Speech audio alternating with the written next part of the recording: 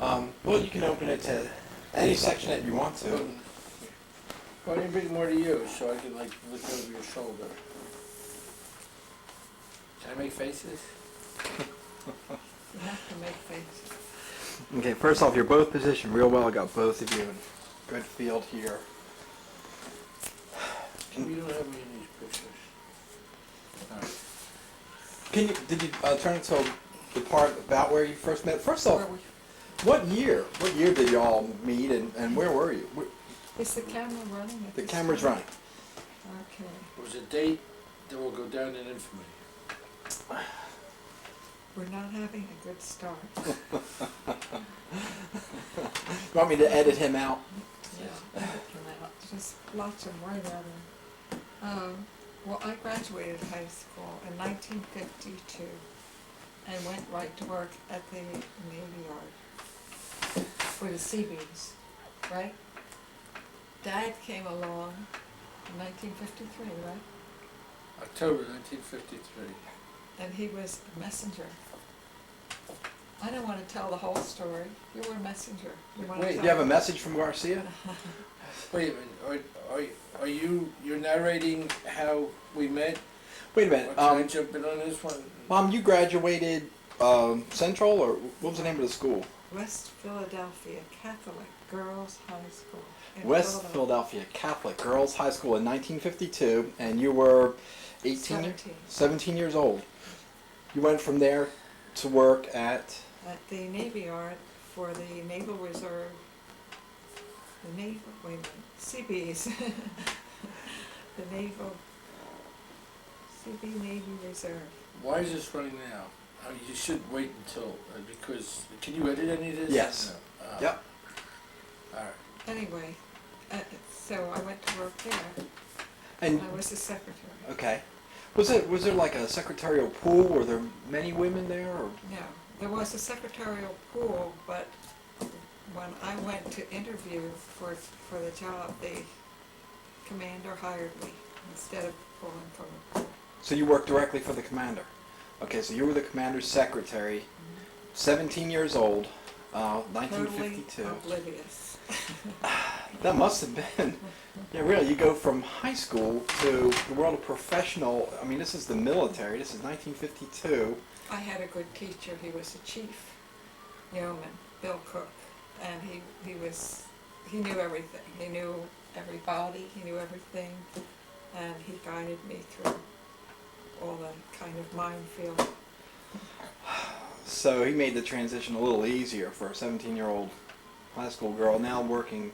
Well, there were a lot of young people around too. I found Oh. young people to go to lunch with, and it was fun. We had a good time. Then that was in Building 6. Then when we moved to Building 4, which was a converted warehouse, was like not good enough for the machines, so they put us people in it. So our office was right there in Building 4, and then ta-da! And this is the Sonny introduction Boy was to hired. Okay, so this is October '53. Ta-da! Okay, now. So going back to listen to your history of this thing, right out of high school, right? And here am I, the guy was out of high school, finishing in my junior year in 1948, going into the Army. From the Army, working for the Veterans Administration, working for the Post Office, doing a lot of things. And when I worked for the Veterans Administration, I was a clerk there. I've always been a clerk. No matter what my title is, official title, I'm always a clerk. Where was I? Oh, at the VA, I had a run-in with the supervisor there. Well, remember, I'm a real wise-cracking kid who had fear for nobody, was too stupid, and his name was Asbury Klein.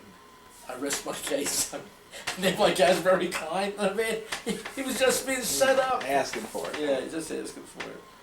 So I got to a point with good old Asbury that I was told that they were going to fire me. And I said, "Oh, I don't think that's good for my future." So I resigned. They allowed me to resign, and then I was out into the world of doing nothing for a while, and how I got to that in the Navy Yard, I still to this day don't remember. Well, what you told me was Oh, that you, now we're gonna find out too. that it was kind of a challenge to you to see if you could get hired back by the government. Is that it? Yeah, That rings true? that rings true. In fact, yeah, that's right, because Because he left on such a bad note. That it was Well- kind of a forced resignation there, that he considered it a challenge to see if he could get back, little knowing what awaited. so I come down the Navy Yard, and we lived up in the Northeast, and the Navy Yard is 1,000 miles away from where I lived. I was single, lived with my parents and my 2 kid brothers, and that was a ride every day. Didn't have any car. Now, literally, how far was it from where you lived? Through about 30 miles. 30 miles? Yep. Okay. So you lived in Northeast Philly, and the Navy Yard was South Philly. South Philly, and that All was the way not at the far end from. of Broad Street, as far as you could go. Broad Street just goes right Dead ends into into the the river? Navy Yard. I lived in Southwest Philly, and I also got there on public transportation. And that leads to a lot of interesting stories. The way I went to work, I left my house, I walked a couple blocks, and it was called PTC, Public Transportation. Public Transportation Company, Philadelphia Transportation Company, yeah. Walked a couple blocks from my house, got on a bus. The bus took me to what was called the Elevated. It was like a train that went under and over, up, into a tunnel or above ground, and that ended up taking me to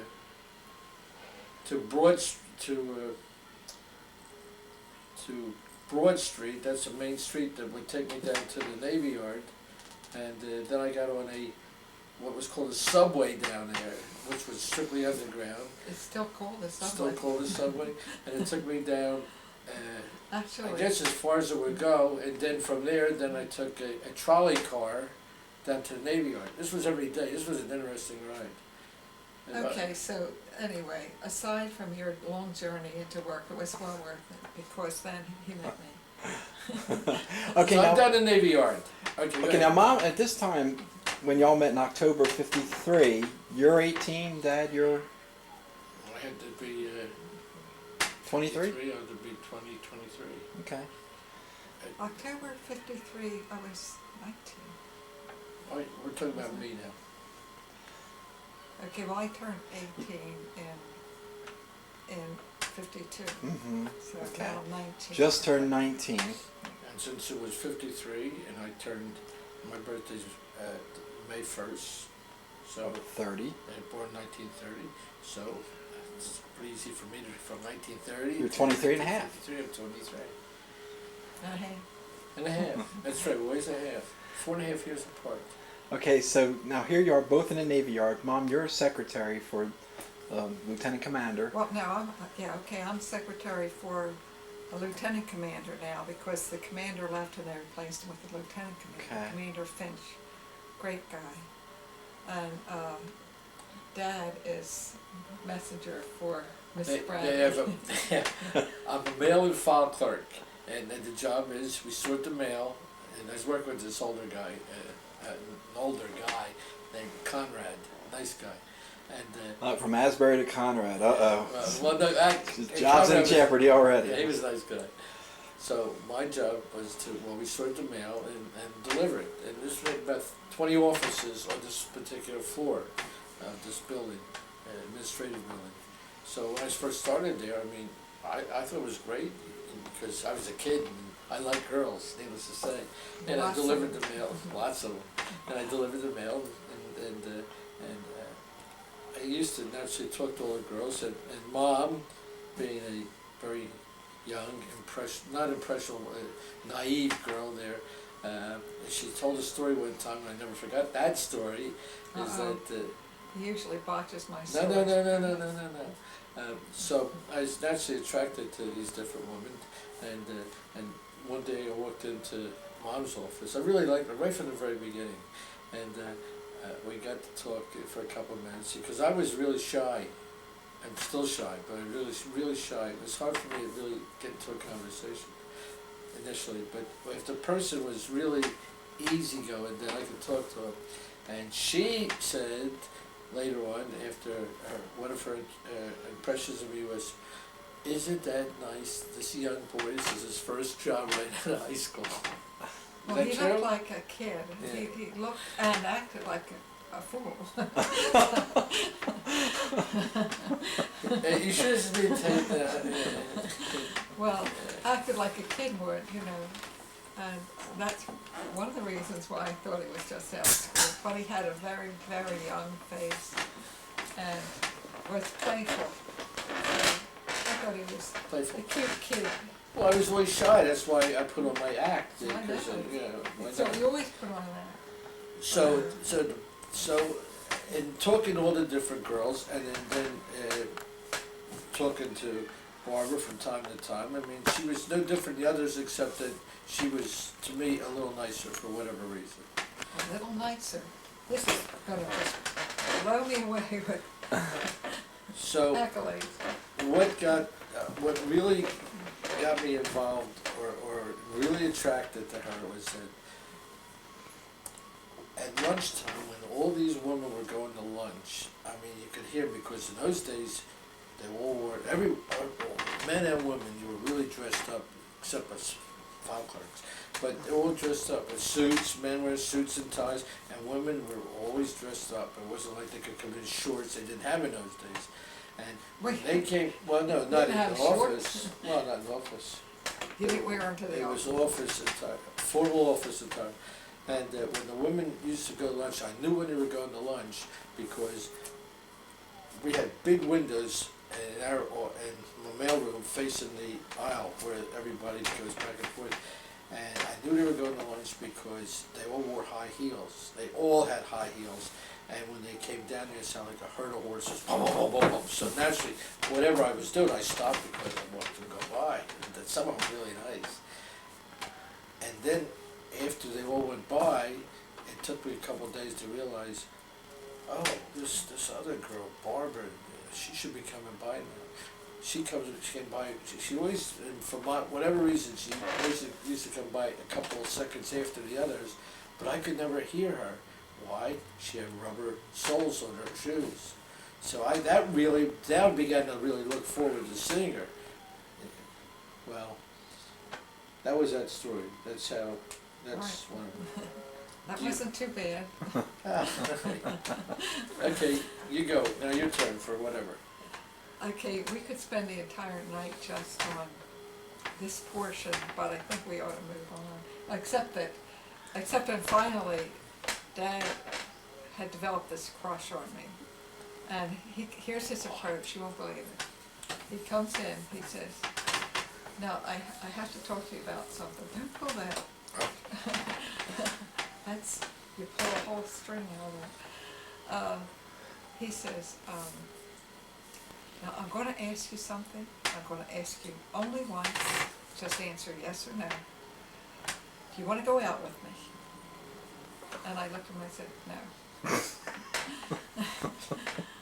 So what he didn't tell me was that it would be once every day, sometimes 10 times a day, to make up for the weekends. And I think it was somewhere around November that he started to ask me. And finally, the following day, I said, "You can walk me to the bus." But he was, you know, the story of the camel getting into the tent a little at a time. Well, he walked me to the bus, and then he rode with me. I know he likes to get in on this. Rode with me up to a certain point. Go ahead, I know you want to tell us. You want to talk about perseverance. Yes, perseverance. When she and her girlfriends went to lunch together in her building, so after a while I began to walk along with them, and then when they with the food, that I didn't go near, sit near them or anything. Later on, I sat at the table with them. No, you didn't sit with us. You will let me sit?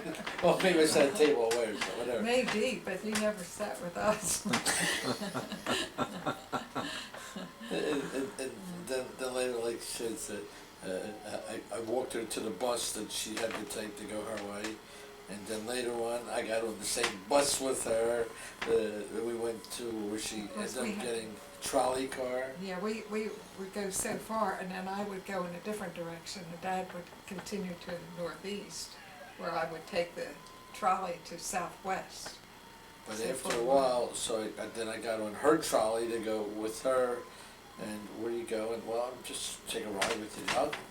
And then I finally got off at her trolley stop.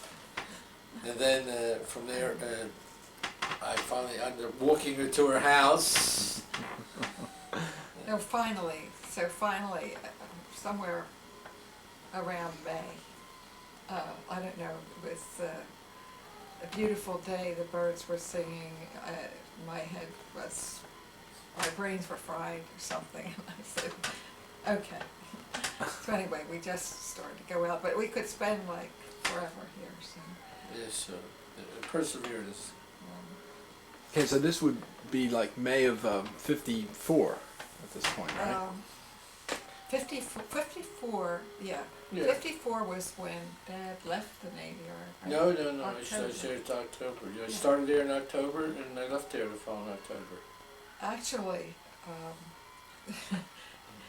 I think his reputation at the Navy Yard was such that he felt that if he was going to improve himself, he would have to go to a different location.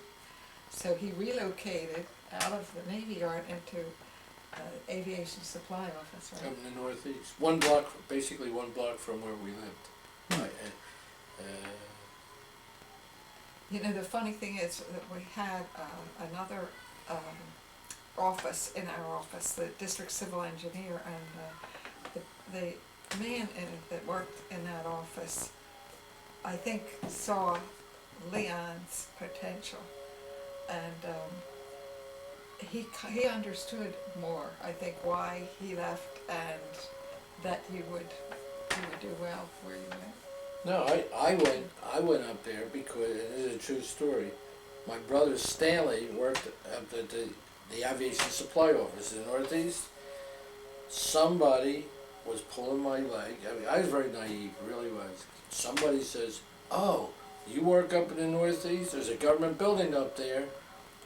You can get a job up there because you have this long distance to come down here. All you got to do is go in there, apply for a job up there, and they'll give you a job up there." Okay. And I walked in one day and I said, "I'd like a job up here," and I worked down here. I think the woman must have thought I was an idiot. I didn't know. And she says, "Well, all right." She says, "Oh," and then she found out I had a brother working here, Stanley. She says, "Oh, you can't have two brothers or two people in the same family working here." So I went to Stanley and I said, "Do you want to leave this place?" He said, "Okay," because he had already come up with the idea he was going to leave. He said, "Okay." So he leaves and I get the job. It was just like that. Normally something like that would never have worked out. Well, he did very well at the aviation supply office. Who's this coming in? Diane, your fourth board. Wow. Okay. Well, what was it? Okay, so here we are in May of 54. There's a job change for Dad, but y'all are still together. How are you meeting during this time? You're working miles apart. She doesn't meet me, I'm meeting her. Where are you meeting her? I get it. Well, You know that ultimately, story about getting on the bus, you know, on the subway, and comes to my house. I'm taking the elevator to get off at near her house, and that was a hell of a ride there back and forth. To get off the elevator, walk 2 or 3 blocks to her house. I'm here. Our first date, we went and got the trolley car, went into Philadelphia. We're only about 4 or 5 Well, actually, miles. sometimes he would borrow his friend's car. And he did have a friend that had a car, but for the most part it was good old, "Hello, Deanie." Deanie just came in. Oh, yeah. Hi. been a very emotional day, so if I look kind of raggedy once in a while, It's not emotional to me, I'm just trying to the get reason my, it's emotional is because today, and this is June 22nd, and it's not even, yeah, okay, 1999, the people that were buying our house came by with their 3 kids, and it's just kind of emotional. Yeah. So anyway, so where were we? it's emotional. Oh, yeah, all right. No, now at this point though, Dad, so you're taking transportation across town, getting there somehow. You're meeting Mom at her house, I go to her house. which means that sometimes if she's not there, her mom answers the door. No, it never worked like that, Okay. never like that. No, he Whenever- always knew I'd be there. Yeah, oh, yeah. It was Okay. planned ahead of time. Yeah, Okay. when her mother saw me for the first time, I can't do exactly how like the Italians do it, but oh boy, that was it. She Yeah. was not Italian. But she probably looked at me and said something about God, why me? Because I definitely was not the person that she ever in a million years would have thought would have her daughter would even talk to, let alone go out with. Well, she wanted her daughter to be happy was the thing, and I guess that's just a protective mom, you know. She had already seen the guy that she thought would be an excellent husband for me, and he Probably was a a very priest. nice guy, and somebody I was very fond of, but he wasn't the right one for me. So, anyway, Dad and I kept going. Perseverance, that's it. That's Leon's motto, perseverance. That's true. That's true. The rest of you guys wouldn't La be took here. me over, when we really started to get serious, La took me over to see the priest. Because she thought, you know, the priest should talk to me about this situation. This being a Jewish boy and this being a good Catholic girl. Are you? Would it be fair to say the priest should talk you out of this Right. situation? Okay. Okay. So we go to see the priest. The priest is someone that I really do like. His name is Father Flatley. He's an ex-chaplain, army chaplain or something. But I really liked him. He's a good guy. And so he's talking to me, and he's saying, well, he starts talking about, you know, how the Jewish people are in particular. Or is the film running out Yeah. or something? Nope. Fine. And finally I said, well, I'm not marrying the Jewish nation. I'm marrying Leon. So he didn't have much of an answer to that, and I think finally he just, you know, just gave up because he realized that I had made up my mind. This priest lost out to, I think they demoted him after that one. Couldn't get a convert. In fact, there was a period of time here while we were courting there that I had given some thought about taking the instruction and converting. Not that I was That had was any not faith. my suggestion either, that was Not- yours. Not that I had any, I wasn't converting from anything because there really wasn't anything. So I said, okay, so I go over and they had a group of us potential candidates, and there was a young priest there. Obviously, they had to be pretty smart there and educated and everything there. And I'm sitting there, I'm listening to him for a while there, and he's telling us all about the responsibilities and the reason why Catholicism is. And I'm listening to him, and all of a sudden I hear him some comments about Jews. And I'm saying, whoa, wait a minute, where's this coming from here? And after it was over, so then when I went and saw your to-be mom there, and I said, I don't particularly think this is the thing for me, because this guy is not, he's not trying to convert me, he's trying to down other religions, something of that nature. And I think you ended up going. What? Then you I went. don't know what your thought is here. Don't tell me, go. Well, you went to. No, I'm saying, didn't you then? After I talked to you about it, then didn't you end up going back to talk to that priest? I may have, because on occasion, if I felt that people were doing anything that would be insulting, I would go to that priest and tell him. And in fact, on one occasion, I wrote to the bishop about a priest. I get very angry when that happens. But in this case, I don't know that his references to Jews were derogatory. I mean, I don't know how you Well, for some present reason that Catholicism. you ended up going over there. Well, I don't remember what you're talking about, that I went after this particular priest, but all Well, that's my impression. Yes, you get them a little Well, mixed yeah, up. let's face it. I mean, you saw that you had a good thing in me, and Oh, you that didn't want was to it. lose me. This is a prince, a real prince. The In Prince any of event, Israel. Yes. I don't know how you talk about Catholicism without talking about the Jews, because that's our roots. But y'all had quite a few obstacles to overcome. There were some, the religious background, cultural background. Let me see. Dad, you had potential mother-in-law that was not for this. Mom, you had to cross that stream too. The difference being that I totally respected my mother's position and my mother. And when I saw Dad and his father, I thought, what is going on? Because there's no way in the world I would talk to my father in this fashion. So I didn't have to try to please Leon's father in order to please Leon, whereas he had to try to please my mother in order to please me. So it wasn't much easier for me. I tried to be more of a peacemaker, actually, when the two of them would be together, than anything else. No, you were a good person. You failed miserably in that respect, but it was a good try.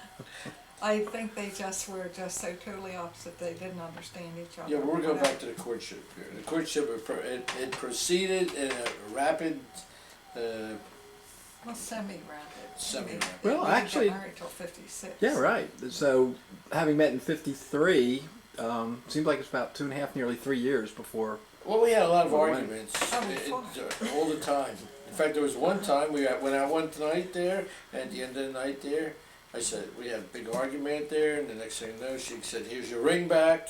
And I said, okay.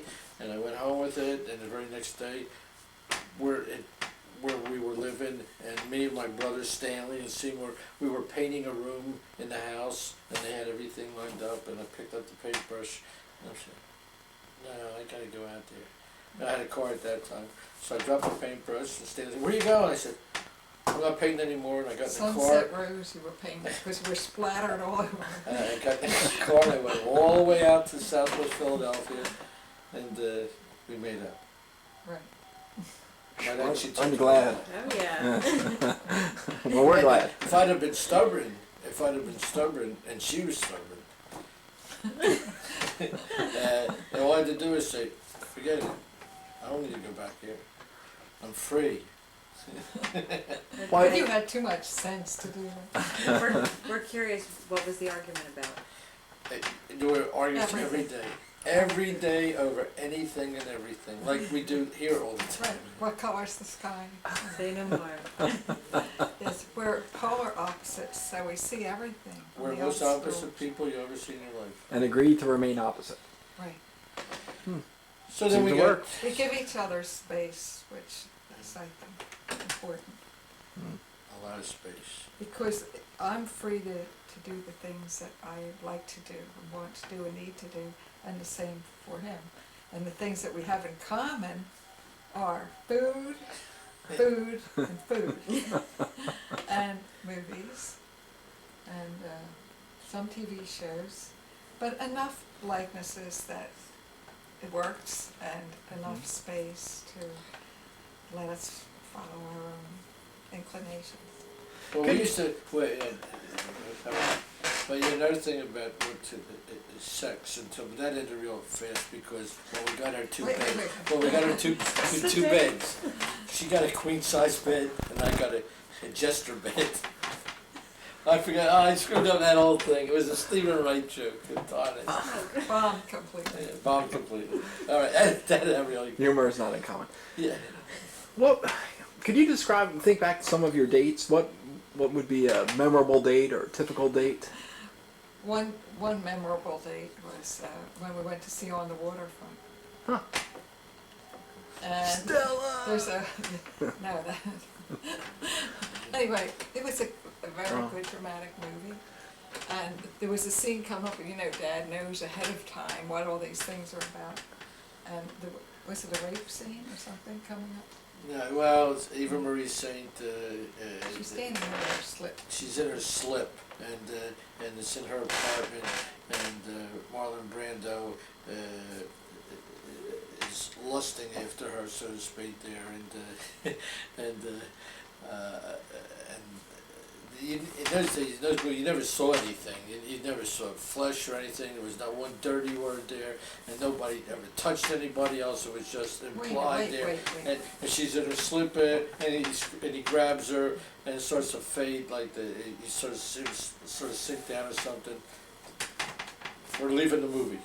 And he says, let's go, and I'm thinking, is he sick? What's the matter? You know, we get outside, and it just turns out he didn't want me to see that. Or he was embarrassed to see it with me. I don't know. No, I was protective for Okay. you. Yes, well, I know you were protective, but anyway, that was memorable.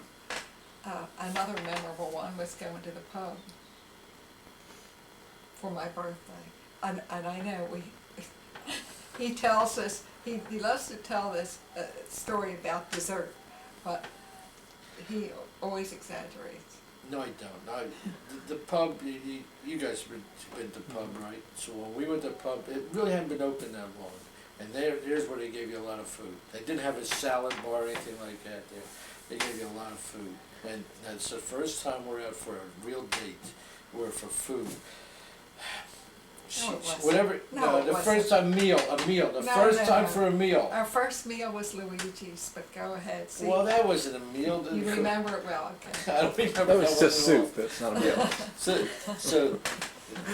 So this dainty creature Okay, there, just she ate whatever it is, a Side plate of of food beef you or couldn't something. clean. They gave you lettuce. The salad was they took Quarter a of a head. yeah they took a head of lettuce, cut it in 4 pieces. That's what they put on your plate. That was your salad there. So she ate everything in sight there, and then the dessert came. What do you want for dessert? Well, you could have gotten pie a la mode. Okay, she said also, pie a la mode. They took a whole pie, cut it in 4s, gave you a quarter of the pie, put about 3 tons of ice cream on it there, and this woman That's ate right. everything in sight. It was right up until, I mean, the description of dessert is right. It was a quarter of a pie with a stack of ice cream on it. I did not eat it. I could not eat it. No. I ate so far, and there's only so much after you've eaten a side of beef that you can eat. But I remember it was the first time I had been at the pub, and I had no idea that the dessert was going to be huge. And so I didn't eat it, but Well, that's my we will opinion. never see that the same way. He likes his version, but it wasn't true. Well, I've seen you eat since then. Yeah, okay. Well, let's speed up a little bit to 1956, and it's right before the wedding. What's going on during this time? Say a few months before the wedding. How long Fights. was fights? Okay. Well, how long was the engagement period? When were you engaged, and then you set the wedding dates? I wish I knew. I don't know, but we originally were going to get married in January. Then, Your mother got into it. no, my Yes, she mother did. didn't get into it at all. Your mother wanted to wait until you turned 21. No, I wanted to wait till I was 21. My mother had nothing to do with it. He likes to That's my opinion. somehow transfer this to my mother. No, I wanted to wait till I was 21 because I didn't want my mother to have to sign for me. I didn't want to ask her to sign for me. It wasn't that She wouldn't have signed for you. She certainly would have, but I did not want to ask her to sign for me. So I was 21. Free at last, free at And last. we were going to be married January 21st, I think it was, or sometime in January. And then this one comes along. You can't get married in January. Why? That's not true. Yeah, you didn't want to get married in January. Like George, you know. George Costanza. Serenity now. So anyway, we reset the date for April 7th. April 7th was the first Saturday after Easter. You could not, well, they discouraged you from getting married during that in the Catholic Church. So this was the first Saturday after Easter. And we picked the dumbest place in the world for a honeymoon. The mountains, Mount Airy Lodge, in April is not the place to go. No, go back to the wedding. You want to go back? Okay, no, I'm just saying these were the plans. Where you go down? Oh, the where? We didn't plan it, it just happened. What, no, it was, here's this poor, her poor mother there. First of all, this woman had almost became a nun. She did not. Well, I was thinking about becoming a nun. No, she did not. All right. Went to Catholic school there, she ends up marrying a heathen. And where do they have the reception of all places? And I don't know this stuff there at Lulu Temple, the Masonic Hall, which apparently the Catholics are saying. that has no problem there, just to my mother in particular. Where's she where the booze was? Wait, now who planned the reception? We did. We was Okay. stupid, it really was. We didn't know.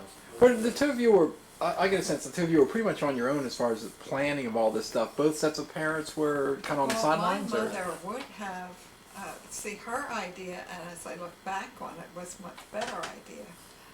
Her idea was after the wedding to have a reception at a nice, it was like maybe in a hotel setting or something. And basically that's the way a lot of people had their weddings and their receptions, but we happen to be friends with some Italians, and Italians have a lot of fun at their weddings, and they have dancing, and they have, well, like our weddings are now.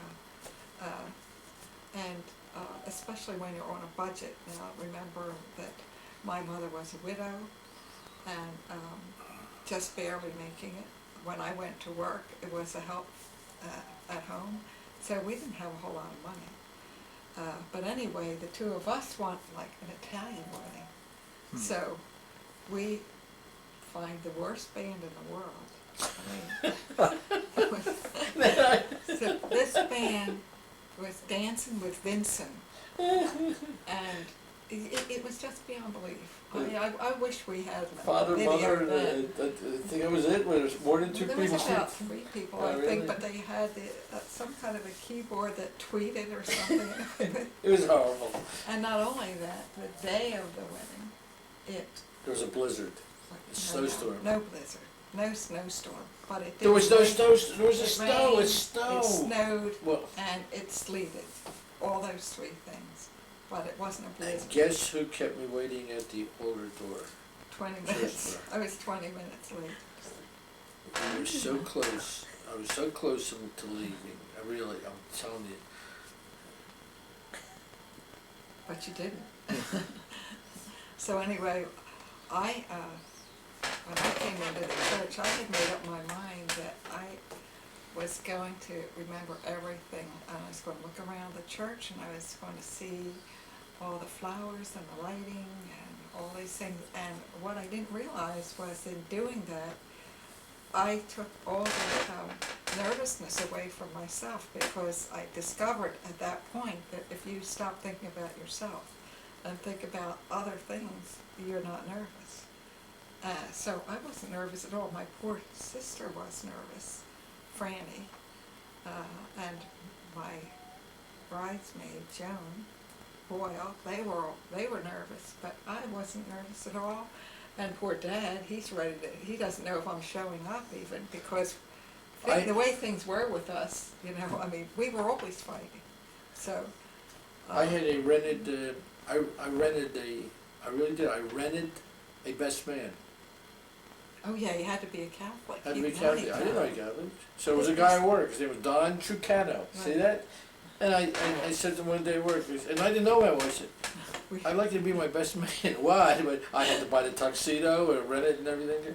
He was a nice guy, but that was it. I didn't know him like Yes, that. he kind of showed up, he was the best man, I mean, does this make sense? But anyway. And that's after way the it- wedding, that you know, you never, if you, well, yeah, we could use your whole film up here, but you got a picture, we get married in the church, and we can't go up to the altar, which I'm sure Mom, being Catholic, would have, from the time she's a little kid, or any Catholic girl that figures they're going to get married, they'd like to get married in the church, up at the altar, you know, like a storybook Inside wedding, the altar, huh? inside That's the where altar, they were whatever. there. We went up to the altar rail, but we couldn't go inside.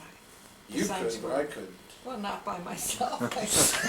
There it is back there. See, Don Trucano zips up Yeah. there in the altar. Well, they just changed that too, right before that, they said you couldn't even get married in the church, you had to get married in the rectory. Right. So we made it as This far was- as the, Yeah, this was a time, understand, when Catholics and Jews, this marriage was not a good idea from most people's perspective. I mean, well, a lot of people didn't expect it to last. but everybody probably said to her, get away from this guy, this is bad news. Yeah, a lot of this is people bad." told me not to marry him, a lot of people. They're- all my friends, actually. I think I might have told you a couple times too. Yeah, you did, but Yeah. then you changed your mind. So we get married, so, What was the name of the priest who married you? Father Sefton. But Father Flatley actually is the one that I would have asked to marry us, because I Had he still not been an like him. anti-Semite? Well, I would have asked him, except that he was changed. He was changed to a different parish. And I would have asked him to do the ceremony, because I liked him and I knew he was just doing his job. And I thought, you know, but you got a picture now, this is I mean, if I knew then what I know now, it naturally would have been different, but you got a picture, it's strange to even think about what we did after that. Now, again, it's a miserable day out there, snow, rain, the whole works here. We come out of the church, I'm in her wedding gown, and me in my tuxedo, and I think I borrowed Stanley's car, he had a car, got in his car and drove from southwest Philly, just me and her, got in the car, drove all the way up to northeast Philadelphia to go to a photographer. We had already made arrangements here. Nobody else, just us the car, no wedding party. well, that was for the portraits. This guy had followed us all around for this album here. He had followed us all around, taking all the pictures. Right, he was But before for the portraits, before the wedding, before the church, in the church, walking down. By the way, where was La? La was involved in this? she was involved, and she was there. She was I okay. mean, and so was his father. Yeah, they had no money. We did the whole thing ourselves. We Okay. really did. But they showed up at the wedding, both. Yeah. Yeah. Yeah, Yeah. both But sides. but now we're in the car and we go all the way up there. Just me and my tux and her and wedding gown. And we go there and we pose for the pictures, which came out really nice. And then we get back in the car and we're driving back. We're going to go down South Philadelphia. So We're good. South Philadelphia, because it's held on Broad Street. The reception, that's where we were gonna go, but before we got there, your mom says, can we stop at the church? Convent of Notre Dame, where my dear friend, Sister Mary Augusta was. And that was That's classic. Center City, Philadelphia, Rittenhouse Square, like at 19th and Walnut Street. So, and here am I, and what I know about any religion, especially the Catholics, and she says, can we go in and she'd like to see the sister. So, okay, so now remember, it's still a miserable day. Her in her wedding dress and me in my tuxedo, parked the car right in front of the church. She goes up and In front, it's a convent. Huh? convent, all right, and the We door go on, opens, yeah. and the nun comes to the door there, and she says, I want to see Umpty Up here. Sister Well- Mary Augusta. All right, come inside there, and you go inside, and all of a sudden there's, No, you're getting ahead of it. uh, Gussie comes out and she's thrilled, and she says, "Oh, you look beautiful," and she's happy to see Leon, and they're very gracious. And she said, "Well, now I'd like you to just to step into the chapel." And so we don't know. We think we're just going to step into the chapel, and all of a sudden, from everywhere, there's a million nuns around, and it was like another wedding. So we go into. They were like in pews and in about. Oh them, yeah. and they had all materialized because here we are again, and I don't even. It's gotten to be a blur, but I think we were blessed. And well, that was there, and then when Barbara says, just follow me, go there, kneel down. I'm sitting there, kneel down there, and some prayers or blessings or whatever. But you see all these nuns. I'm telling you, there's been 50 of them there, and then we leave there, and then we go down to the reception on Broad Street. This is just me and her, nobody else. Weird, no wedding party, no nothing. And we get down there. The party was back at my house.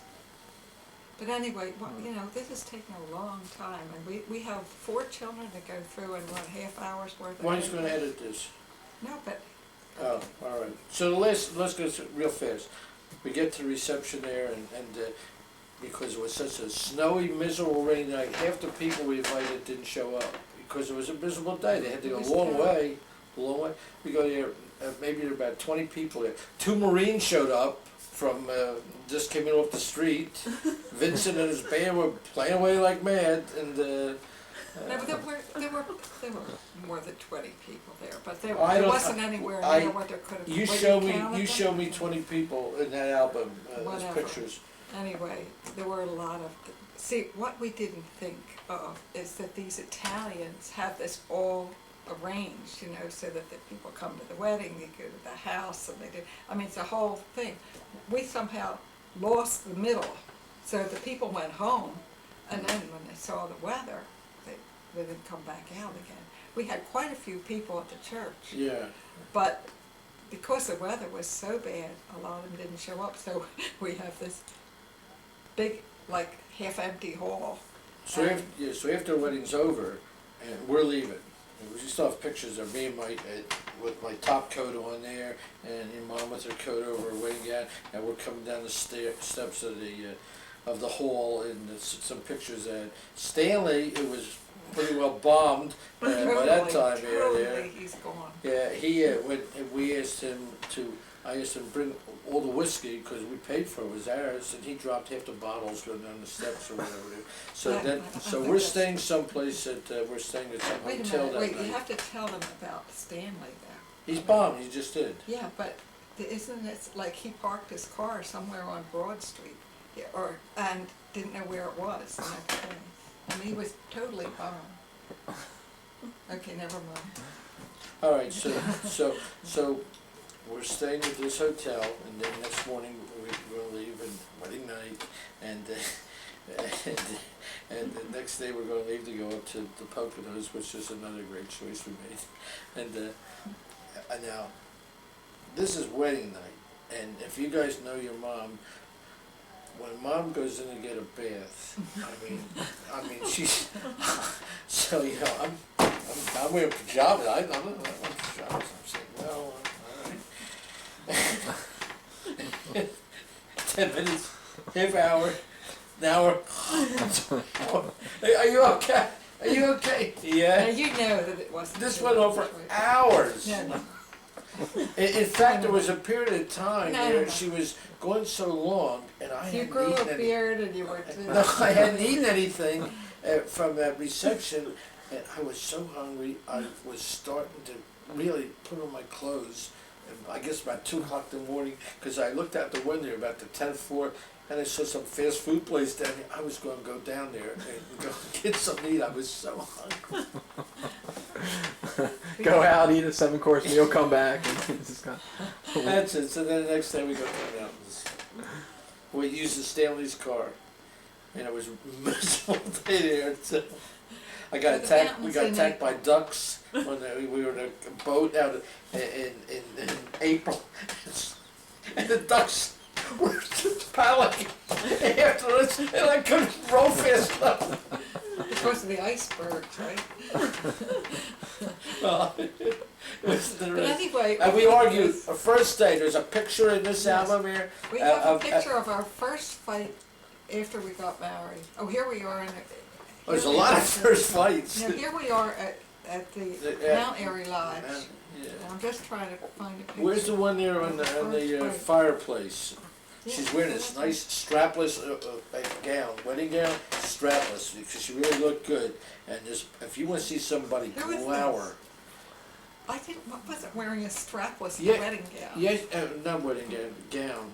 No, what, I don't know. It's Here's all the drunk somebody pictures with took- you in there. Yeah. Somebody snitched that. But anyway, there was a picture. Somebody has it. Who does? Yeah, one of you got. One yeah, of you kids has. It has. It's the first picture. Anyway, I'm wearing a coat. It's a coat, and I'm glaring.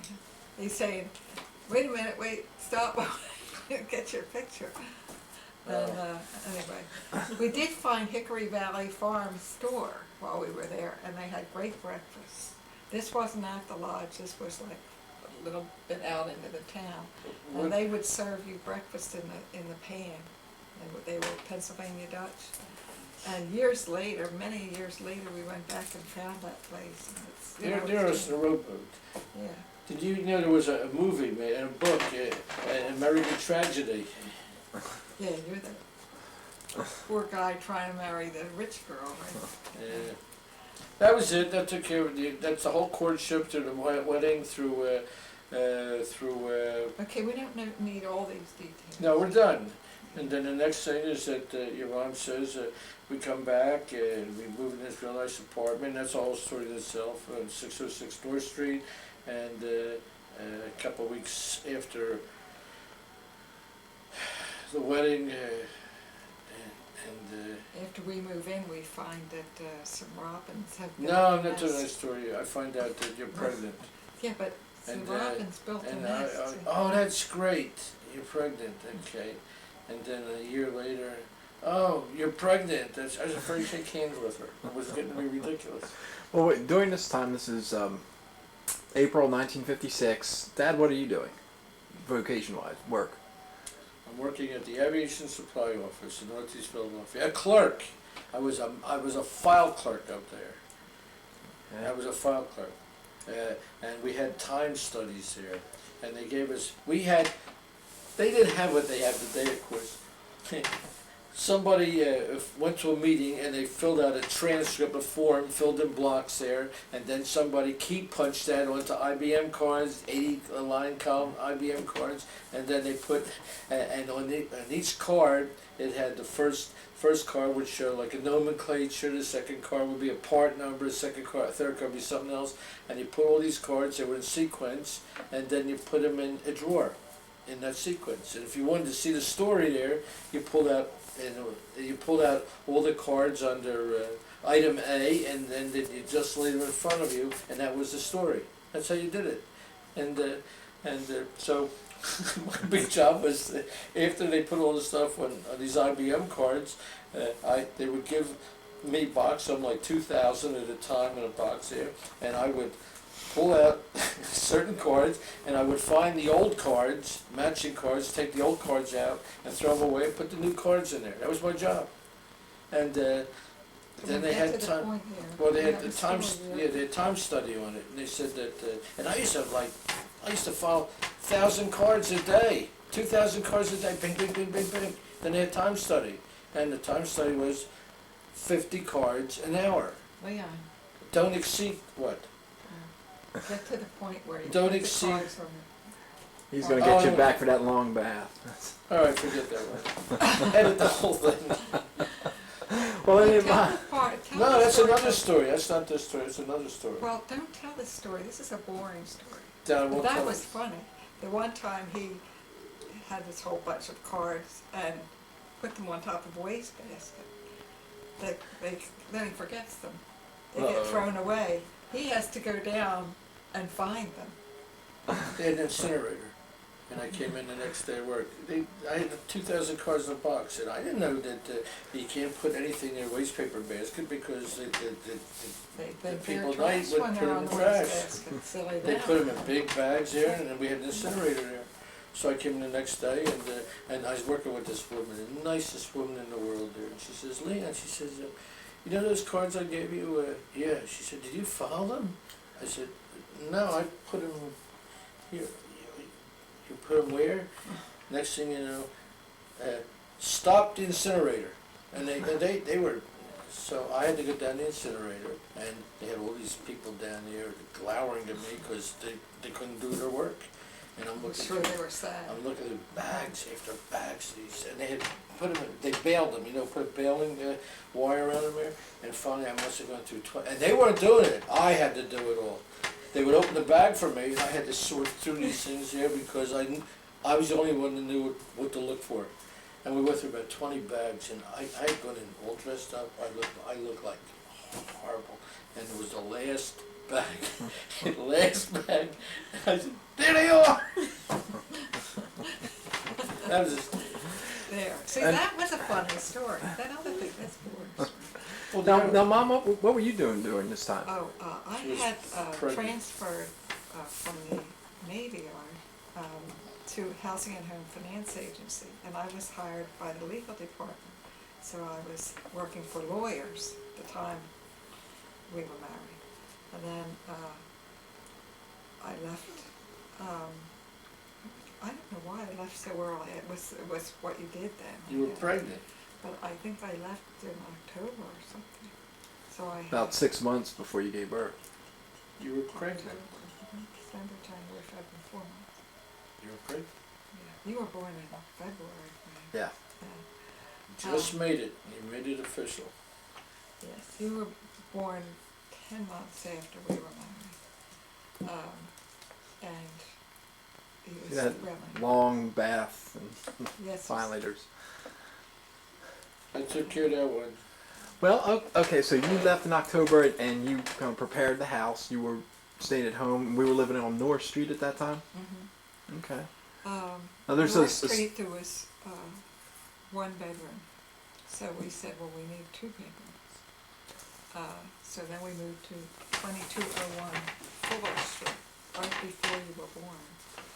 And there was a family upstairs. What are you doing?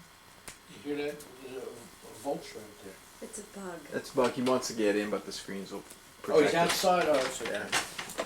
The screens will Yeah, protect we it. moved to 2201 Fuller Street. And Do you recall when? Yeah, what, you January? can figure out real easy there.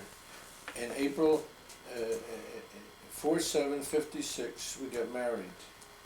A year later, we had a year at that apartment there. So we moved in April of 57. We Well, moved I to think, 20. I think they let us out of our lease early. So a year later, Because we they were moved. glad to see us go. A year later, we. Because the Mangles were there. No. I'm talking North Street. You wanted to know the sequence. We got married in Okay. April '56, and we had a 1-bedroom apartment for a year. We had a year's lease. Then in April '57, we moved up to 2201 Fuller Street, and we were there for 2 years. Well, I know we were there for 2 years. But Okay. at some point, somebody let us change our lease because our lease was up on New Year's Eve. So- At Elbert Street. So I guess the question is, were you at Fuller Street before you gave birth or I'm trying after? to think now I'm confused. I have to, let me see. Fuller Let me Street see, here before we she are gave here. birth to. Wait.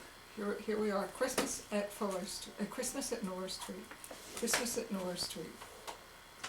You were And North Street. This was at North Street, You were North Street. Patty was Fuller Street. yeah. You could talk. Maybe. In any event, we were, Do you want to start the whole thing all over again, really? And we now have it. We can. well, I'm looking at rehearse. these baby pictures and I'm not just sure. I think we were at Fuller Street. In any event, we can look that up. Okay. What's the story about the robins? When we moved into 606 North Street in the spring, we found a robin's nest on our windowsill. I mean, they were building a nest. The robins had, I think, 4 eggs in there. Yes, they did. And it was right under the air conditioner. And we could not turn the air conditioner on. Do you agree? No. All my life, up until that time, I wanted air. We never had air conditioning. And we bought an air conditioning unit. And I was going to install it in that particular window in our bedroom.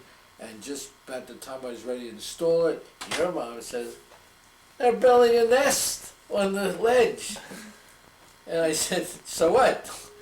You can't put your air conditioning unit in because you can't do it." So we Well, they didn't were have air baby conditioning. birds. They were baby birds. They were very cute, and the thing is, we watched them hatch. We watched the mom and dad go out and just do a lot of disgusting feeding of the baby birds. But anyway, it was nice. Well, what did you do with the air conditioner? We didn't have air conditioning till the babies learned to fly.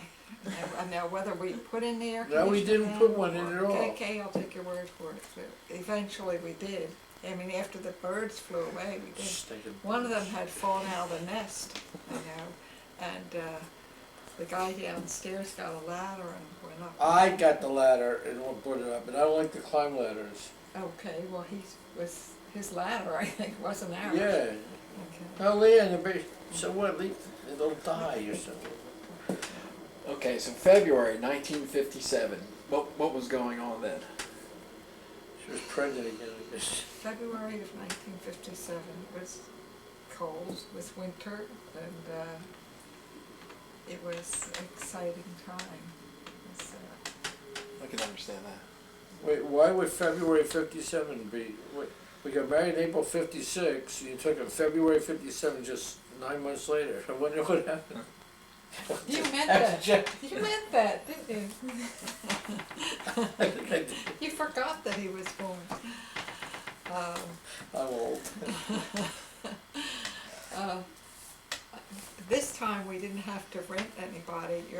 When you were born, your grandparents were Aunt Fran and Uncle Joe. We had, by that time, a Catholic in the family. I mean, they weren't married yet, I don't think. No, I don't think so. But he was on the scene, so we had to grab that Catholic. When Patty came along, it was another rent-a-Catholic. We rented a Godfather. Well, how about so Uncle John never converted? Was he Protestant or? Uncle John was Protestant. There was never any question. I mean, It's another mixed marriage there, huh? yeah, and and then of course we had a Catholic and a Protestant, a Catholic and a Jew, and a Catholic and a Catholic. So, we had. The match on number 3. Okay. Yeah. Right. And the other two, Brothers. Uncle John and Uncle Joe and me come along. Well, when the other two came out to see La, because they were courting the other 2 daughters. "Mom, how you doing, Mom?" Yep. I come out there and get away from them. So the bottom line is after... Ma was not like that. She was very sweet. She just was cautious. Cautious. But they always buddies with her. And Well, she John liked that. was not. Yeah. I mean, you're saying the other 2. John was John. Well, Joe, he was pretty surly too. Yeah. So let's just keep the record straight. I mean, Joe was another story. But the bottom line, after all is said and done with her, me and her, when Mary got married and they moved out, and then Before Franny, us. before us, and then Fran, did she get married and move After out? us. Yeah, but moved out. But and then here's La living by herself, and I said, because God, you're gonna give me some points for this one. Let La move in with us. Wait a minute. Before that, there was one time when we had the 2 babies, and we had no money, and we were behind on the rent. And we had, I remember $1,800 in debt we were, and that was a lot of money. I mean, that was more money than I could imagine. And so, we asked La if we could stay with her. And she, being the wonderful mother she was, said yes. We pack our stuff into a moving van, go out there. Patty's running a fever. Poor Patty, she always seemed to be running a fever during. He was sick. He had to get a penicillin shot that night, and then he got sick as a dog, and I have him over my shoulder the whole night. Okay, it was Frank who was sick that time. All right. We stayed, what, two days? No, you didn't. You stayed Packed up one. Packed up our stuff and went back. We didn't have a pot to piss, and we had no money. No, we owed a lot of money there, and when we were living on North Street, Fuller Street there, I came home and there was a notice on a sheriff's notice. We had been dispossessed, and I came home. I saw that notice there. We didn't have anything, and quick. Hired a moving van, and we put everything in a moving van, moved out to Laws. That same day, you were sick, and Patty was a little girl there, and it was a miserable, and that same night, or the next night, I had to go down in the basement where La lives. Remember, she's on the first floor of this old house. What was the address, by the way, do you? 1242 Warren Street. Warrington Avenue. No, 4720 Warrington Avenue. Okay. So we went down the basement. I had to go down the basement because I said, there's something down there or something. So I go down the basement there, and it was like a dim light in this long basement with whitewashed walls, if I remember. And I heard a noise, and remember, there's like a dim light down there, and I'm looking over there, and the whole wall was crawling, was roaches. They weren't roaches, they were water bugs. Water bug, okay, we're crawling, a whole wall, wall was moving. And came up, and then we moved back. Then we moved back, we got a moving van again, and moved back. Here we didn't have any. Before the first of the month. I mean, we had moved out before the month was over. We had paid, a month's rent. And so, actually, that we were there legitimately. And I do remember this. I was sitting at the table after we got back. I think this was the day after we got back. Dad had gone to work. I was sitting at the table, and I hear a lock turn in the door, key turning the lock. And then this guy walks in, and I go, "What are you doing?" And he's standing there with his mouth open, and he says, "I'm sorry, I was told that you had moved out." And Dad's very indignant. "How dare they walk in? We were paid." And which of course they shouldn't have, but I mean, what did they know? How many people get their stuff in a moving van, move out, and move back? That was one of so anyway, we got through. That was one of the lowest points of my life, really, as far as trying to support my family. But it was a great teacher. What did it teach us? I don't know, we struggled and survived. Well, we always struggled, but yeah, that was a bad time. Even for me, it was bad because I always see the good things. I figured, where are we going from here? Well, but it worked out good. So anyway, let's take a step back and. Back, I thought we were going. Well, we actually missed Pat's birth, and we didn't cover mine yet either. February 57, you went to Nazareth Hospital. I was born February 26th. During that time, how long were you in the hospital? Well, first of all, I went. You were supposed to be born February 25th. That was my due date. I started having labor about 8 o'clock in the evening of the 25th. I was in the supermarket, and I started to feel labor pains, but it was just really fleeting. So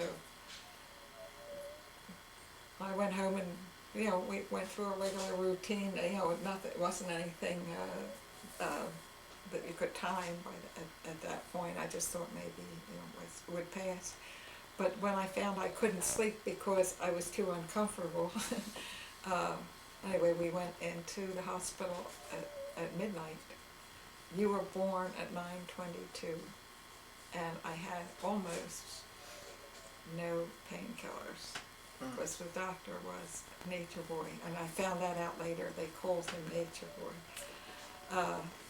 But you were so wide awake when they brought you in. Like, all the other babies were kind of, anybody who was delivered by another doctor, their babies were like, you know, half asleep, or all asleep, you know, or they couldn't wake them up to get them to nurse.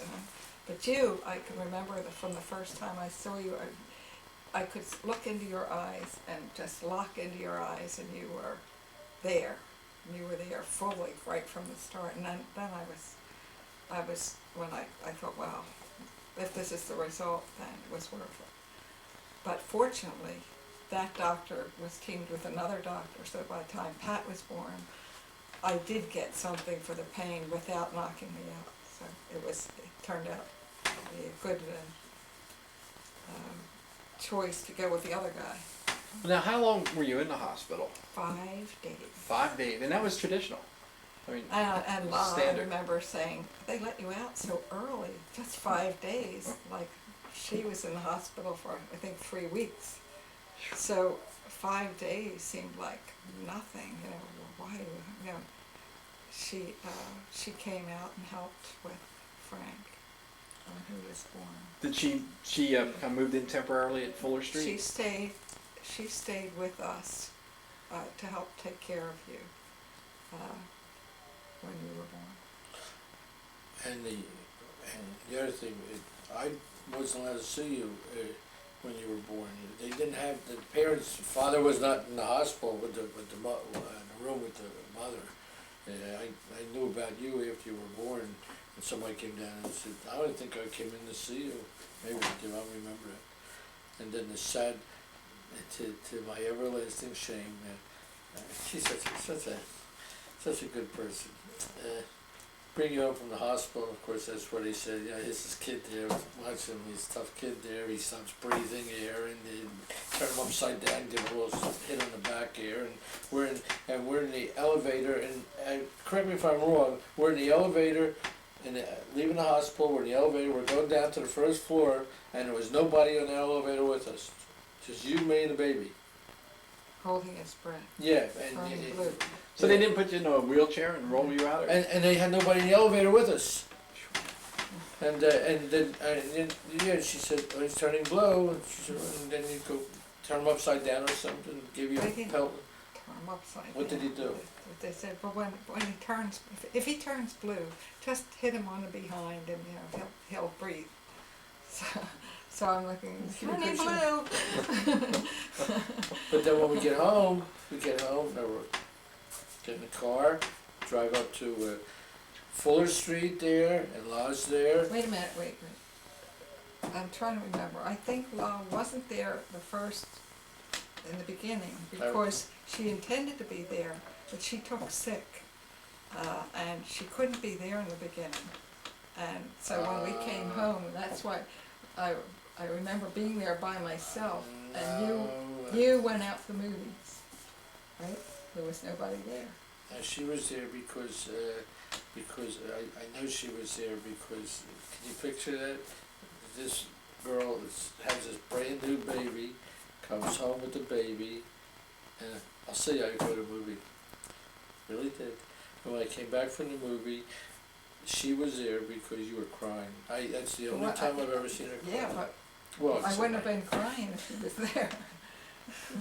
You were crying? Oh yeah, yes. She did come, but she couldn't come right away.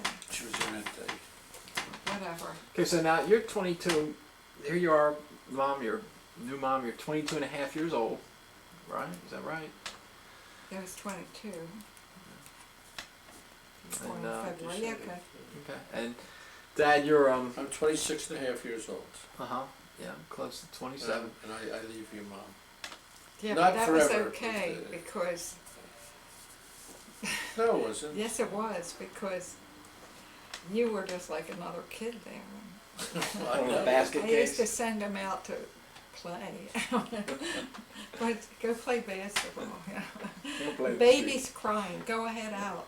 Oh, yeah, I could stand You crying. could not stand to I hear the baby could, cry. listen, a lot of men can't, but not like me. I was about, I couldn't stand, that's why I was probably not a good dad to you guys, but I just did not want to be around kids. Well, this was infants, when they weren't infants anymore, you were good.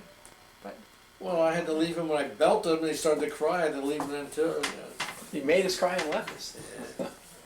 um, So, no, did you see, during the 5 days that Mom was in the hospital, did you visit her at all in I the must have, recovery but room? Or? I don't remember, I really don't. But I know that we weren't allowed to stay in the room with Yeah, them. you weren't in like the OR or the delivery room or anything. no. They didn't have us in the first days.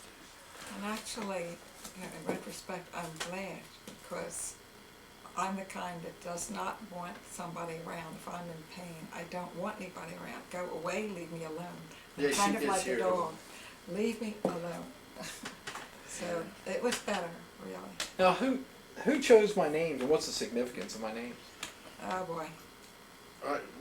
Well, I told you before that to me, your name Francis William. When Mom and I talked about it there, I said I like Francis because of Frank Sinatra. I always liked that, and I always and Mom. I think William came along because of her father, so we compromised. Or You wanna whatever hear your the mom, real whatever your story? mom wanted. Oh, that wasn't the real Yeah, story. we had a list of about 6 or 8 boys' names that we really liked. For girls, we had exactly 3. That's why there's only 3 of you. But Francis William was my father's name. Oh, It's Francis William. I thought that- Francis was also your dad's middle name. Frank Sinatra had nothing to do with this. Eventually, he I said, know "Oh your yeah, fa- he's I know your Frank, father. like I Frank." know your father's first name was Francis. But gonna Francis stop that William story. was my father's name, Oh, but then- and also your middle name was Francis. So that's why your name was Francis William. And my dad was a great guy, so Okay. named for him and for your dad. well, if I would have used my middle name from the time I was a little kid, You'd have been your Frank. name would never have been Frank, because I could not see Frank Senior, Frank Junior. No way. Or whatever, but that's why you were named. It might have been William Francis, so your name could have been Bill. My boy. Which was your Bill. father's name. You went by Bill. My dad went by Bill. Yeah. Yeah. All right, to speed this up, next year. Well, what was it like when you found out you got pregnant again pretty quickly? I wanted a child. Like a not So, a so child you had intended and soon. hoped for this. Yes. Like yeah. a machine. Well, first of all, I truly believe from the time I entered the earth that I came in to be a mother. That's all I ever played when I was a kid. I was a mother, I was a teacher. Like some know that they want to be a doctor or a nurse or a performer on the stage. I always knew, I was always nurturing my little sister. When I was sent away to the mountains to kind of recover from a lung problem, there was a little girl there that she was confined to her bed. I gave her my slippers. I was always nurturing something or a bear, a teddy bear, whatever. So I always knew I was meant to be a mother. Now you know. But that little girl, she broke my slippers. She broke the whole back down of them. But anyway, so I always wanted to be a mother. After you were born, was very fortunate that you had a sister, because it made it twice as easy to take care of you. After Patty was born, I learned how to relax more, because I did this before, and then when she was born, she was just so good, and she would lie sometimes in her well, not her crib, it was in her coach or something. Dad comes in, throws his coat over the coach, Oh, yeah. forgets she's there. The first one, you walk around tiptoes. The second one, Leon, the baby's in there. Oh, yeah, all right. Now, Pat's born March 1958. March Well- 23rd. What was it like Give me some weather-wise? What was going on A then? huge snowstorm when Patty was born. We also didn't have a car at that time. We were hoping to have this baby on the weekend because that's the only time we could borrow a car from Leon's family. Thanks. You want one? You want one, Frank? Oh, thanks. Anybody want one? And Pat, being the cooperative child that she was born on Sunday. So we had a car. The people upstairs looked after Frank while we went to the hospital to have Pat. And Pat was, her birth was much easier than Frank's. She was born early in the morning. And same 5 days in the hospital, but when she came home, you know, it was one of those things where she would cry if I was in the middle of giving Frankie a bath or something that I just couldn't get to her right away. I would say, oh, I'm going to get to that baby as soon as I have him dried off. I'd be hurry, hurry, hurry, and then she'd stop crying, and I thought, oh, that's how it works. You know, I didn't have to be running every night. So it was much easier on Frank after Pat was born. How so? Because you weren't always being fussed over. You had a more natural baby life, I think. Okay. So, and then of course as you grew, you were the best of friends. And who named Patricia Marie, and what's the significance of her names? Oh, Patricia was one of the names we liked. oh, yeah, that's right. And somehow, though, the funny thing about this was we liked Patricia, we liked Linda, we liked Diane. And I said, well, you know, what about Linda? He said, but what if she's not a Linda? You know, for some reason, he had, I don't know, there was no problem when Linda came along, it was Linda. Somehow, on some level, I guess we were intended to have certain names. He was very hesitant about naming Pat Linda. But Pat was Pat, but she was Patricia Marie. I don't know why she was Marie. Somebody in your family? No, nobody in my Would La have suggested that? Marie was a very No, I don't common think so. I don't think name among La Catholics. was, she stayed out of those decisions. Yeah, it's amazing. We came up with three female names, and it worked just like that. We couldn't. Do you have to? What's the You matter? have to You have go? to go, Deanie? Yeah. Yeah, well, how can we It's getting late. incorporate Deanie? Let her in on this. Wait, you Let wanna her- just pause it just for 1 minute? Yeah. Take your time. December 67, so there I am. Here I am in December. There. That's your first picture. Yeah, it's September. Okay. There. You had a mo. Oh, look at that. Okay. Okay.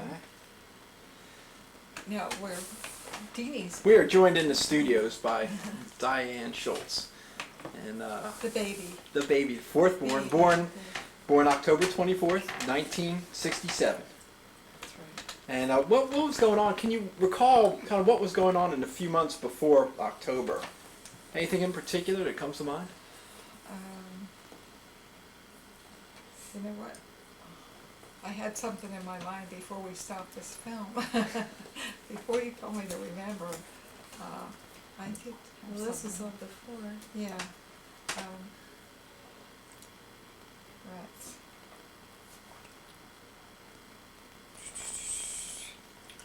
What could it be? What could it be? October '67. Yeah. Was this an easy pregnancy or just Yes, average it was. pregnancy? Yeah. I We were living here in Edgewater Park, New Jersey, and Diane was born at what hospital? oh, that's right. I know what I wanted to say. You and Pat got up that morning to go to school, and I was in labor, and I didn't want to tell you, because you were so anxious, you especially were so anxious for this baby to be born. No, that's just That a you boss. just were so. I can con her out of The candy. whole time.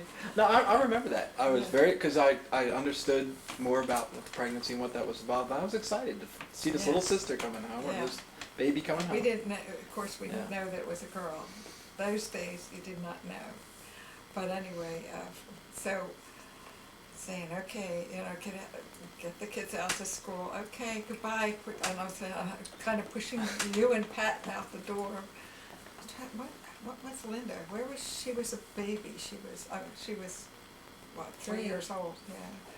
I don't remember, you know, how she fit into it, except that Well, I was, Yeah, Lon Lon was lived with here. us. Okay. But, Okay. but I know that you know, we had sent you off to school because you were just beside yourself. give him my seat, Mark. Yeah. You okay? No, yeah, fine. I remember that. It's like any day now, we're going to Yeah. get another baby's going to come home to live with us. She was Is due what the was- 22nd, Yeah, that was good, yeah. and she was born on the 24th. She was born at 2:10 2:10. in the afternoon, At what hospital? Nazareth Hospital. Hmm. All of you were born Yeah, there. we have stock there.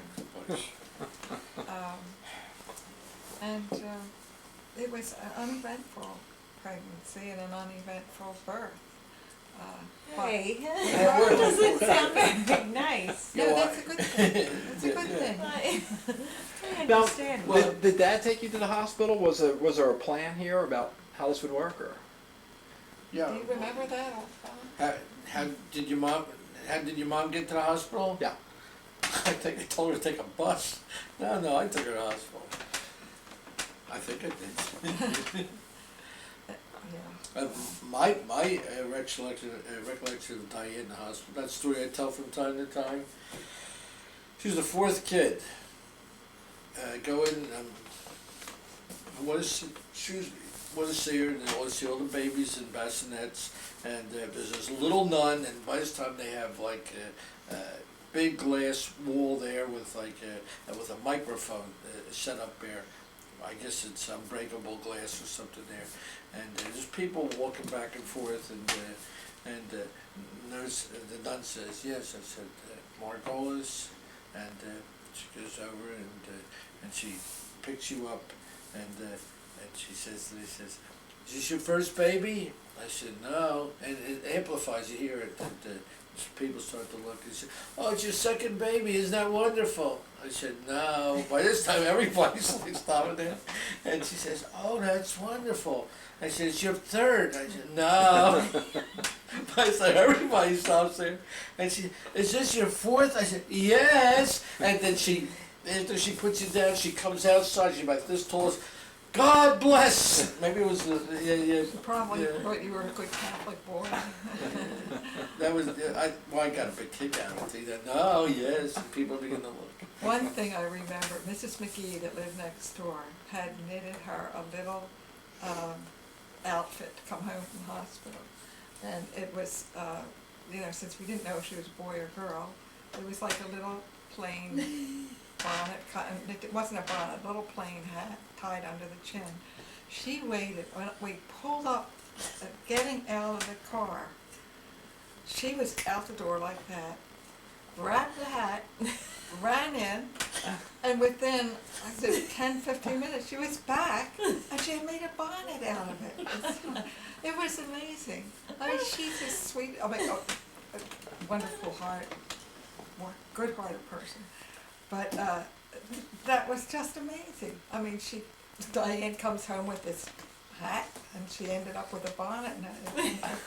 And Diane, for the longest time, if I remember, be a real scrawny little kid, because you guys were big, you know. I had this thing about get him out of the door, no air conditioning here, leave him. Hey, you either strong survive or the weekend. You guys got strong, and then this little scrawny kid comes along for years. Little scrawny kid.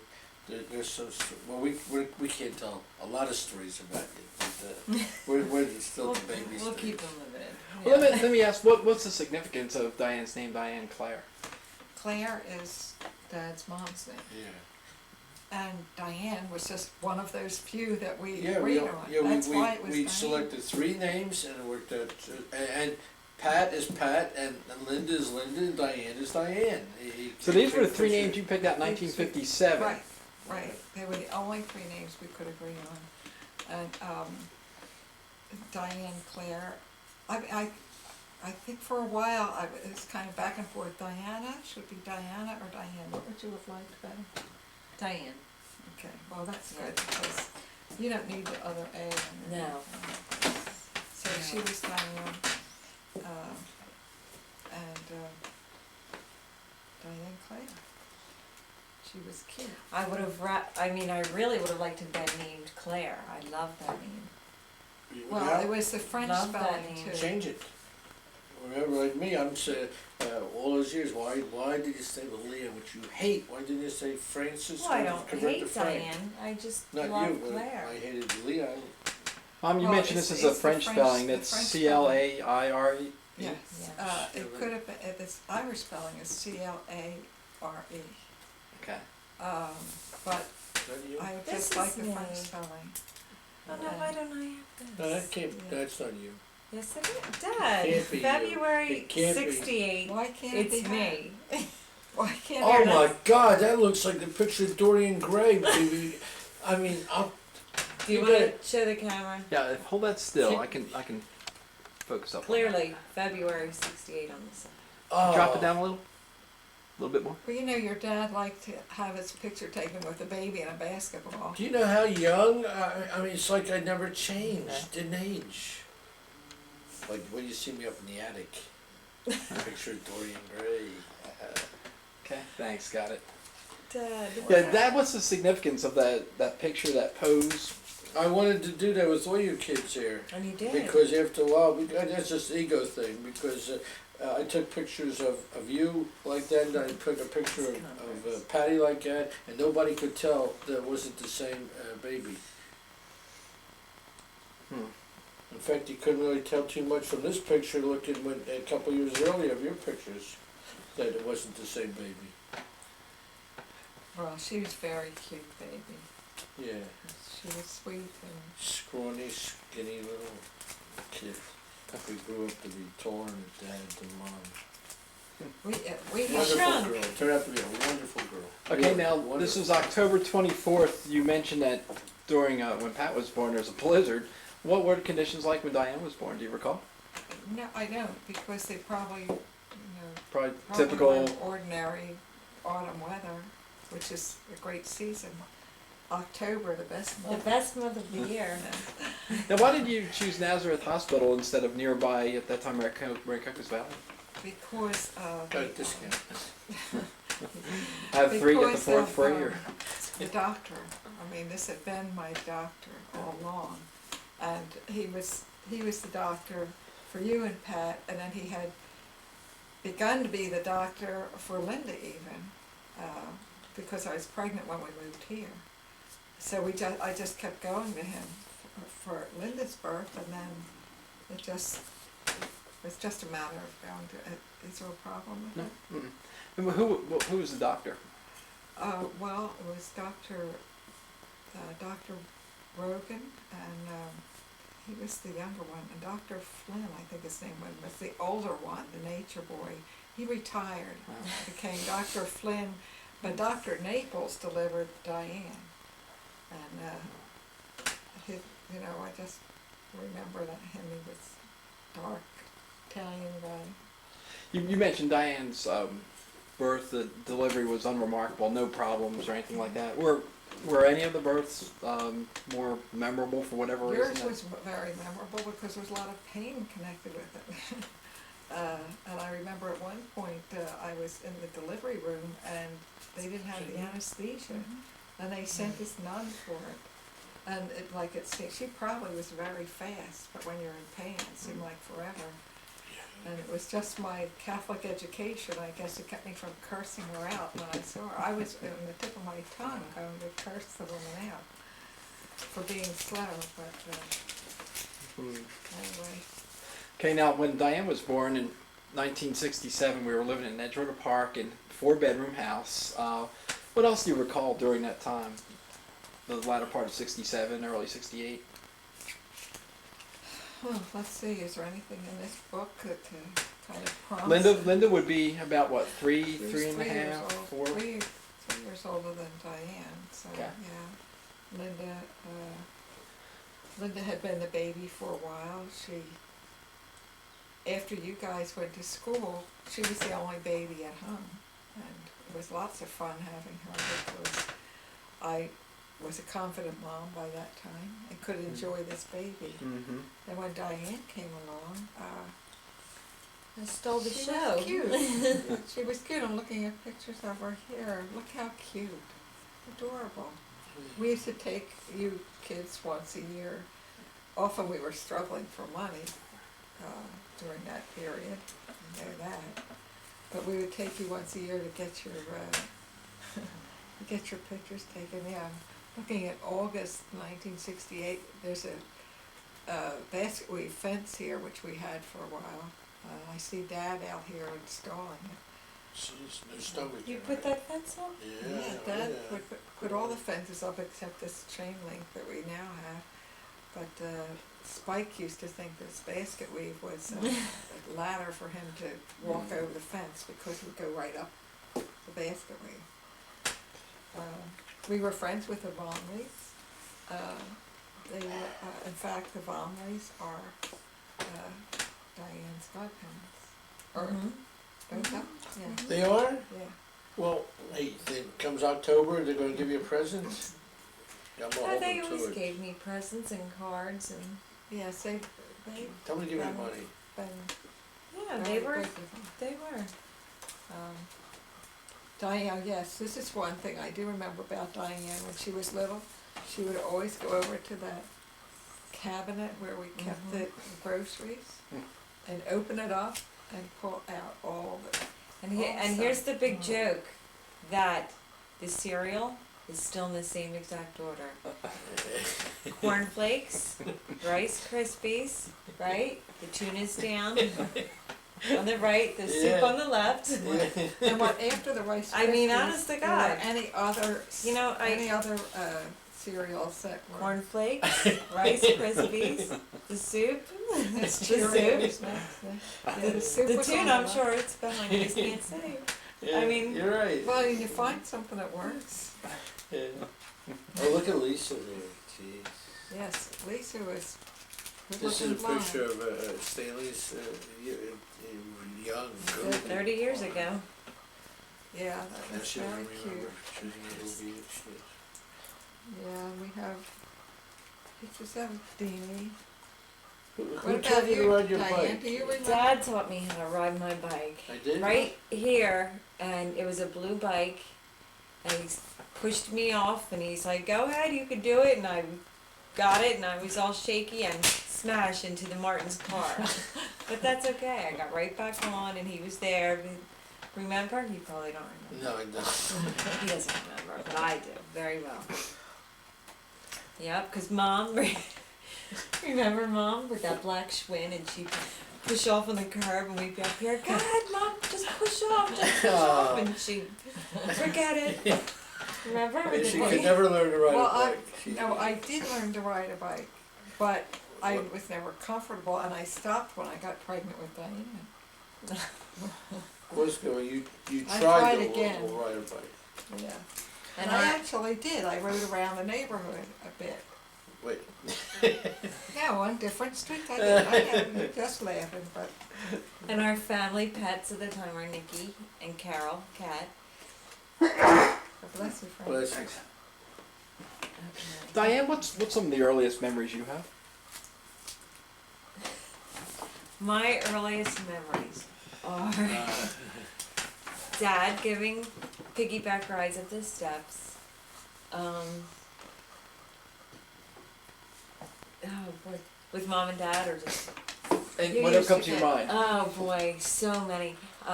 Me and Patty playing with the boing boing upstairs in our apple green room. Remember that purple boing boing that came down? It had like the long hair, and it came down with the coil, and we used to bat it back and forth. Oh, she remembers. You used to go out to breakfast with Dad. Went out to breakfast with Dad, and we try and wake up Linda, remember? And Linda was always too tired to go. No, but I know you wanted to go. Me and you were the early birds. We still are. Linda, she could probably sleep till noon. Oh yeah, many You remember rides for getting a Dad's story room. every night? Oh yeah, the stories every night, and sitting on Lyle's lap in her rocker, and Lyle with her port wine, and we'd go up there. Remember? And she took a bottle, not a bottle, A little glass. a little juice She glass. kept her port wine in there. Did Remember? And she would either go in there every or- night. I didn't remember When it was in there, and Yeah. she would go in there every night. No, Yeah. Pour about 4 ounces. I remember that. It's right in there. Pour Yep. a little juice glass with about half Really? full and Oh. go up steps. Uh-huh. What do you remember? Some of the stories that were read to you? Oh, what was the one with the white bear, and he went out in the snowstorm, he ran away from home, and then he wanted to come back because it got cold and he lost his way. Yeah, I don't remember the name. I don't remember the name, but the most of all, I remember sitting in Mom's room when she was in her rocker, and she read the Big Me, the Great Me, and the Little Me. That she read over and over and over. The Little Me and the Great Me, yeah, well, whatever. Did it stick? I don't know. Anyway, yeah, a lot of memories. Mom was with me when I had Abby, and that was such a comfort. Well, I was there, so was Dad. In the labor, during delivery, Mom, Dad wasn't in there. No. You were in the I wasn't in the- She delivery was room. in the delivery room. No. Yes, you were with me. You were. Oh, Mom, okay, the whole all room was the right, delivery room. okay. Excuse me, it's been emotional. I know it's late. This probably isn't too good a time. It's not that it's even late, it's just that with the people coming over to look at the house and all that. It's fun. And they're nice people, Well, that's good. yes. It makes it easier. Yeah. We're looking through here and seeing pictures of little Stephen Margulis, Seymour's little boy. Frankie at his 13th birthday, and Frank and Diane were special friends. Remember that, Frank? We used to go walk down to 7-Eleven. Remember? And we used to buy candy. You would always buy me candy, and what were they, like the water ice things? I don't even remember. We'd come home and we'd watch the Stooges, and you'd try and gouge my eyes out, and I'd block them. We put on a real show for everybody at supper time, We right? played Pong. Oh yeah. Pong was big. Pong was the first game. But what made it particularly funny is that Diane was only 8, and my friends who were 18 would come and she would wax them. I used to get a kick out of watching it. The Easter baskets. I was telling someone a story recently that one Easter, Mommy let us always eat the candy and stuff before church. And I got so sick in church. And of course, you know how Mom would make us sit at like the first or second pew, you know, God knows we couldn't sit even in the middle. We had to sit all the way up front. And I was so sick from all the candy. And I remember her just yanking me out and just going right in the middle out of the church. And I was like, remember? And then I threw, you don't remember, I threw up in the bathroom. Oh. It's a fun Easter memory. Do you, Mom, Dad, do you have any recollection of Diane's christening? Diane's christening was the Margulis. Actually, we have pictures of that christening. That's, I think, the only christening we have pictures of. Do you? I don't know who has them, whether we have them or, well, they're not in here. Yeah. So somebody has them. But anyway, the Margulis were her godparents. We had become friends with them, of course, when we moved in early 1964. We met them. They've been friends of ours all these years. So, of course, we grabbed those Catholic couples. There was 2 of them. So they're Diane's godparents.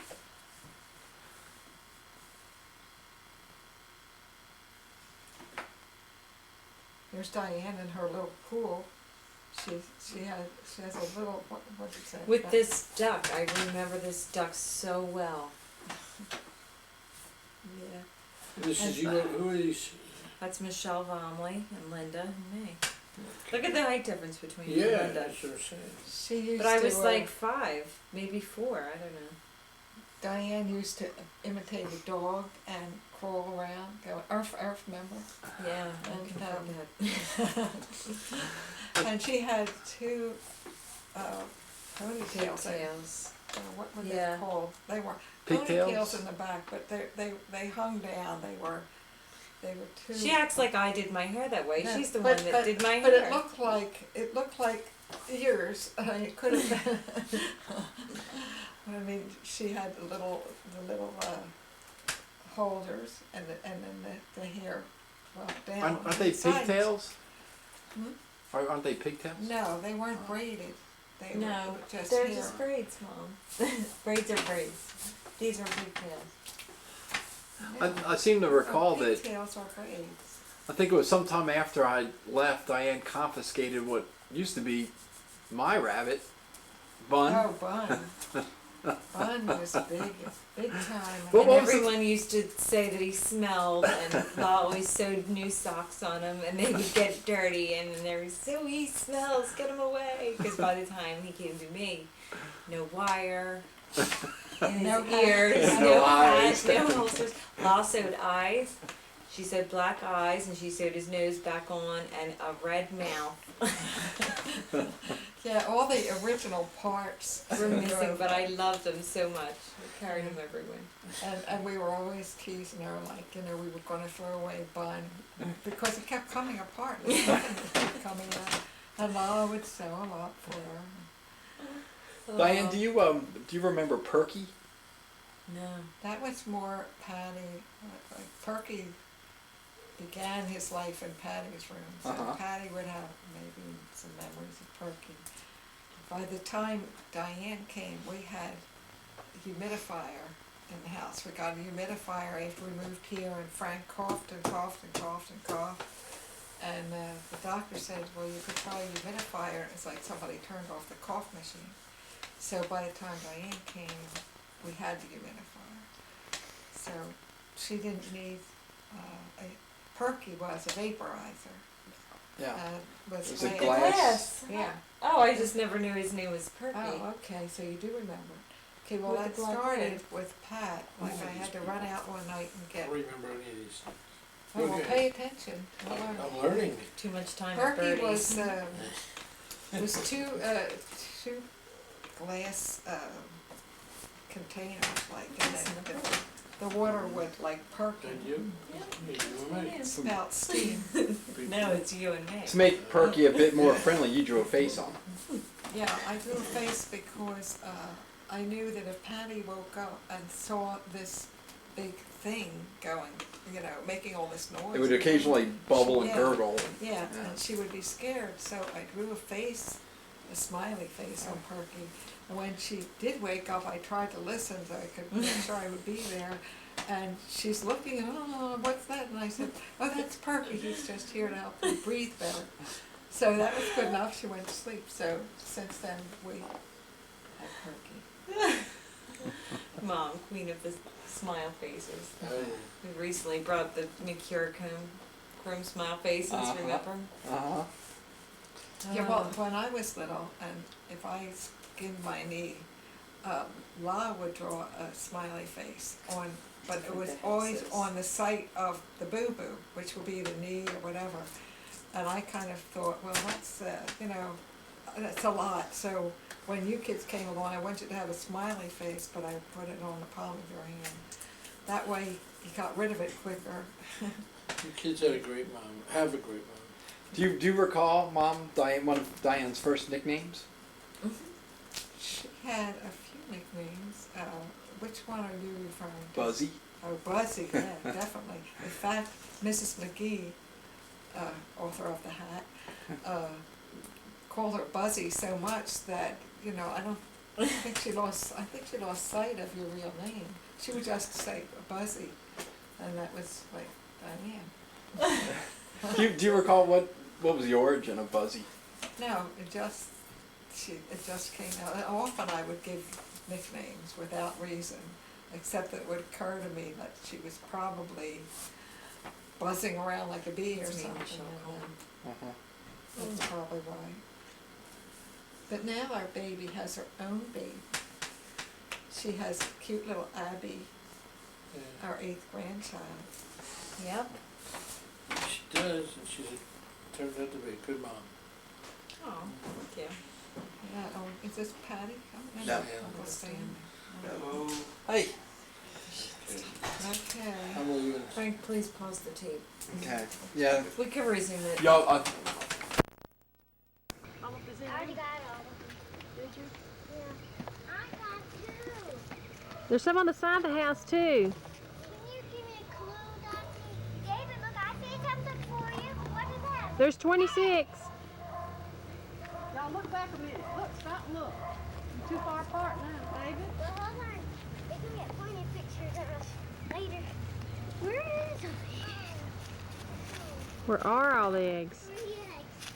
I need more. Tell him when he's. Hey, David, quick. Books. So I like to read a book. I love them too. Love them too. Love them all. I am a book person. You can be anywhere with your imagination. As a cowgirl in the West with those mini vests. Cause I'm imagining. Cause I'm going with my imagination. You can do plenty of things. You can do plenty of things. But there's something more that I like to do now. But I like to read. Yeah, tell David to be quiet so I can do this. Because he's not doing it. You're not doing what, sweet girl. He's not doing good. He's just going there and messing up my part. But oh, he is. Yeah. David has me. What's that, humble boy? Oh, David, what do you have on your hat? On your head? Potato chip. The potato chip hat. That's the truth. Look at that thing. He got it from the rodeo and no. A year ago. Now, Oh yeah. He It got was it good here. then. Now it's a potato chip hat.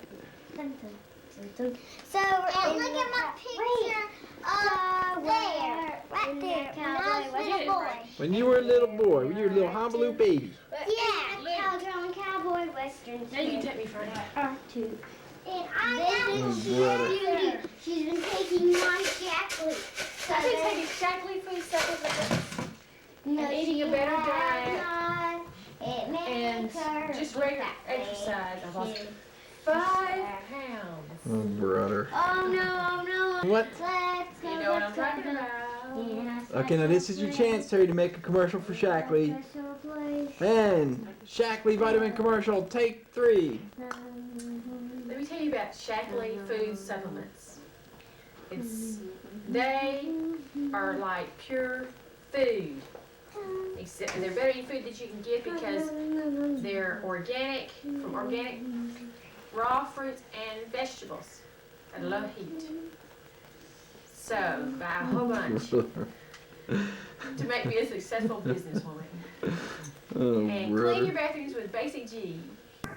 What?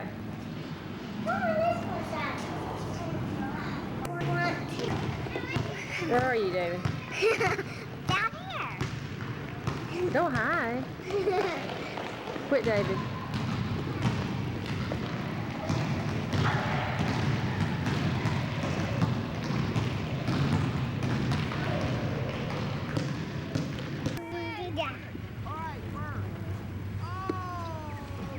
Hustle! Elizabeth, hustle! Okay, everyone circle in. Good to see how this works. Okay, remember guys. I'd be real pleased. Guys, you gotta pick each other here. Tyler,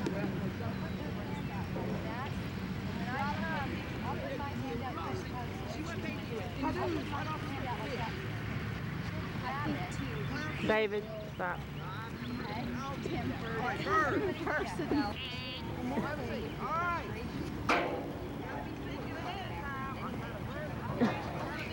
I like this.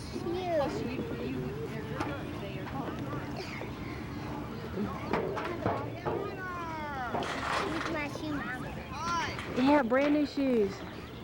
David just got over chicken pox 2 weeks ago. He's 4.5 years old. You think I'm gonna fall? Hope not. Okay, yes or no? No.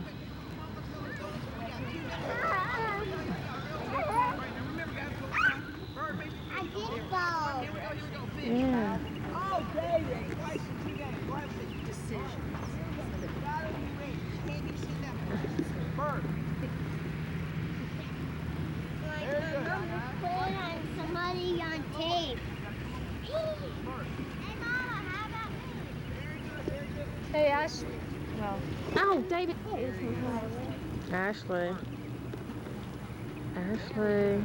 I found the ladybug, Mom. Ashley. I found a Margulis. Come here.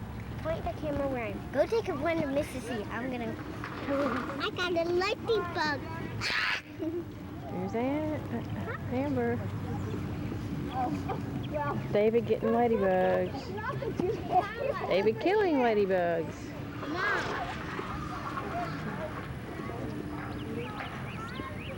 Look that way. Turn around, Ariel. She's a little bit too shy.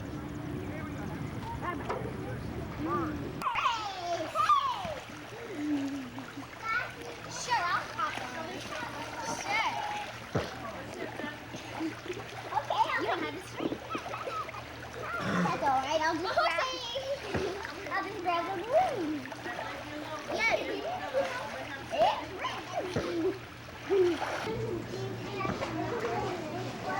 Yeah, I'm afraid it's no good. Any more than over there. Is the movie coming at that you hear yourself talk or just a picture?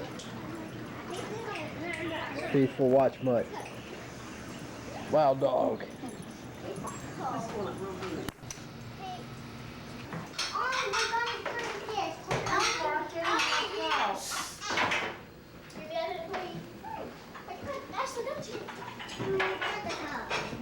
Go eat your cup. I'm gonna put the cup. Go eat your cup. I'm gonna put ice in it. Farewell. I hate to say goodbye. I hate to leave this very pretty side. Yeah, I got it, Dorothy. Oh, did that? Yeah. I said, yeah, but. All right. Long Purple farewell. I hate to say goodbye. Azure to you. Hey, ma'am. Grab a little grape soda. Is this grape soda? Introducing new Hawaiian strawberry Hey, ma'am. Rinse out my glass off a bit. tanning. The best tanning oil that you can buy. Jacqueline Face. We sell skincare and makeup. Jacqueline Facing.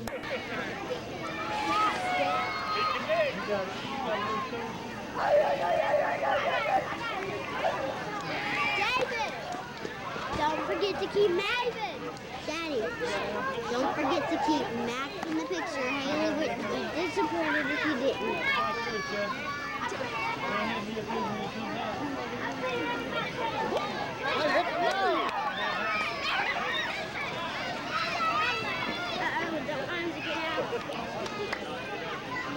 All right, Chelsea.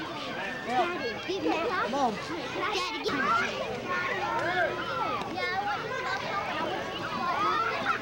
Video camera, please.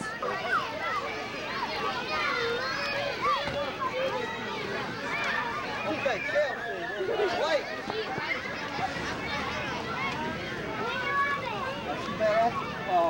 Too bad at the trailer. Trailer backside the blade. Run on.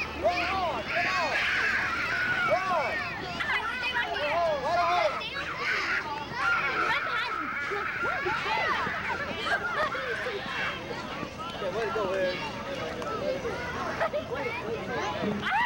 What are you doing?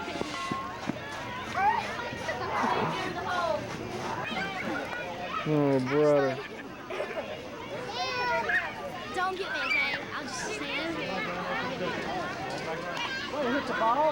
Run. I'm going to get you some, but you just going back up.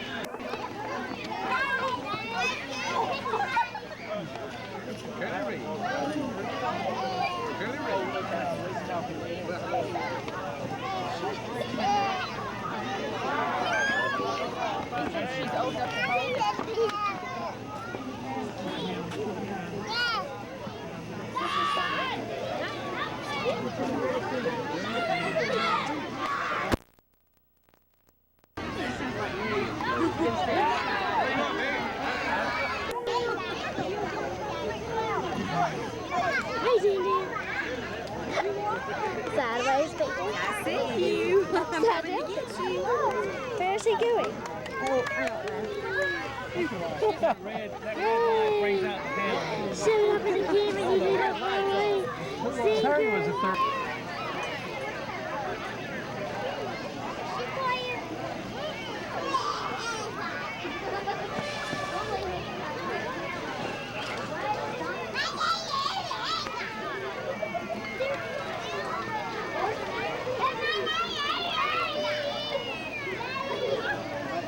Galen.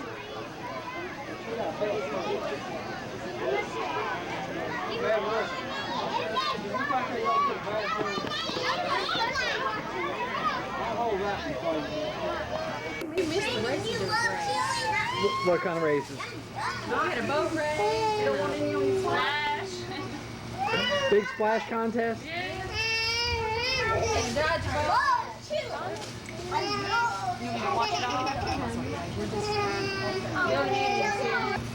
You didn't want chili?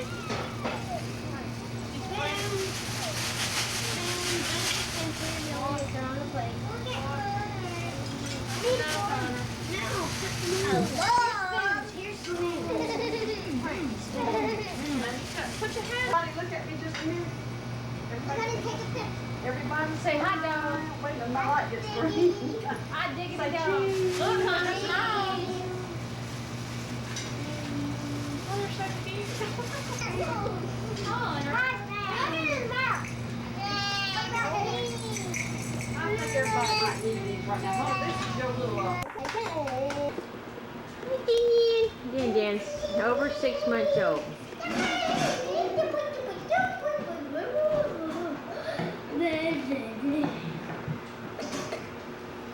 David is 6 years old. He just had a birthday. Had a pool party.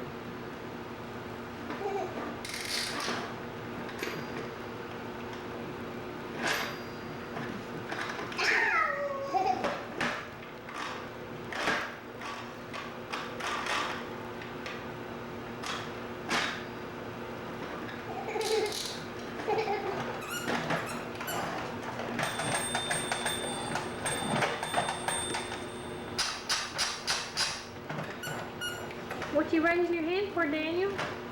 You're raising both hands now.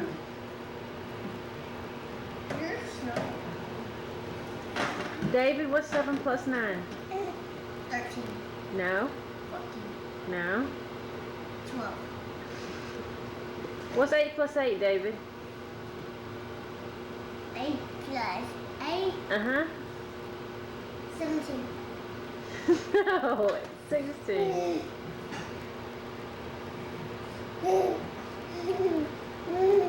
Daniel fixing to eat supper.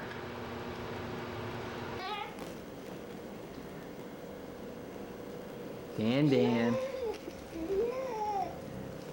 Dan.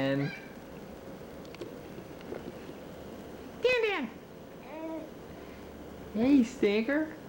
Hey, Daniel. That's my boy. That's my boy.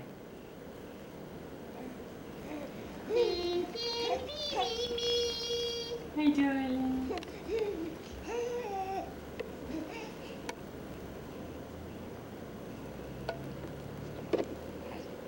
Oh, he's gonna eat David's shoe.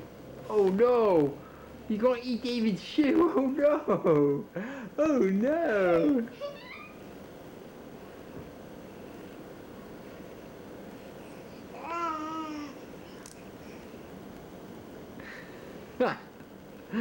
He's a sweet boy. He's a sweet boy.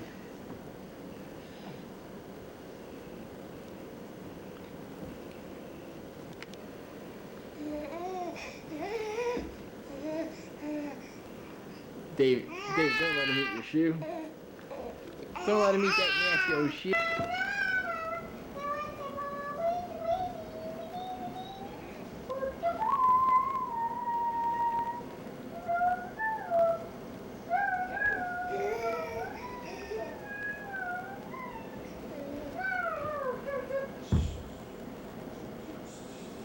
David, come on over here.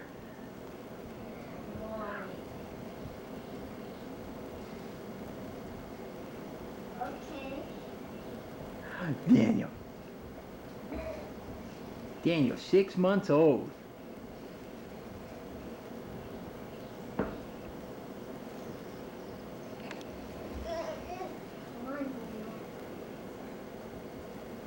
Hey, sweet boy. Hey, sweet boy. Hey, daddy's boy.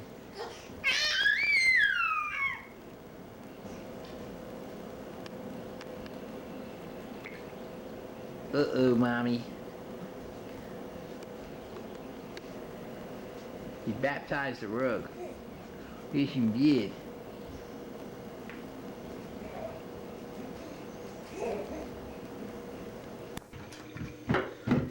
We have David Margulis shaving.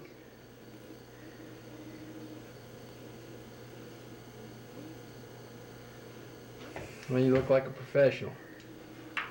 Where did you learn to shave? I just thought it was it.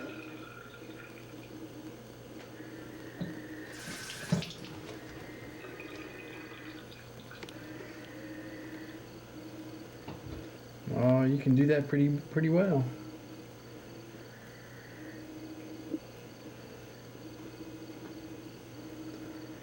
Let's see. All right, clean cut boy.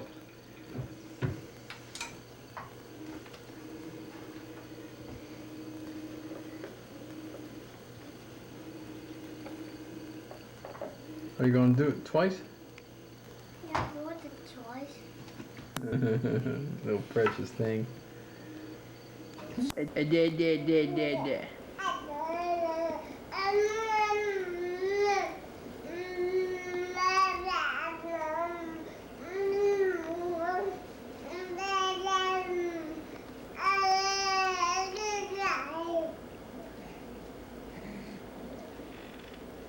Daniel's 6.5 months old.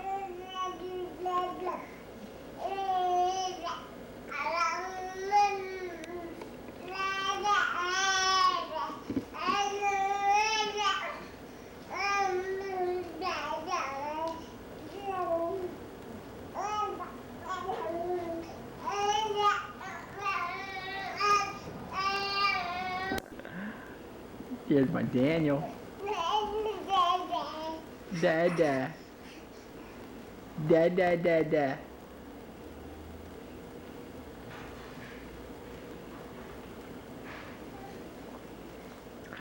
Daniel. Hey, stinker. Hey, stinker.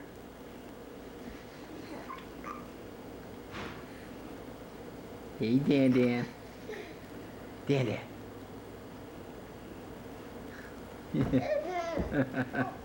Uh-oh, here comes Daniel. Here comes Daniel.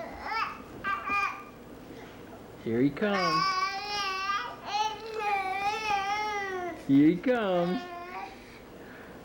Here comes Daniel.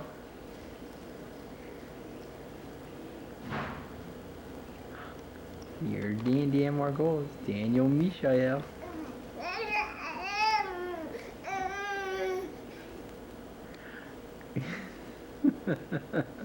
This boy's just chattering up a storm. He knows who you are. He knows Mama. That's pretty good with that old pool. That's pretty good. Can you do that in the pool? Huh? Can my boy do that in the pool? Kids. Do do do do do do do. Oh my God.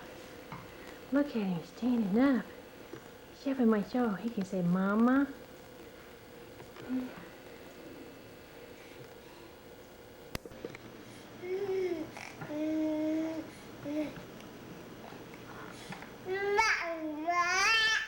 You heard him. He said Mama. There's Daniel in a bucket. Baby in a bucket. Hey, baby in a bucket.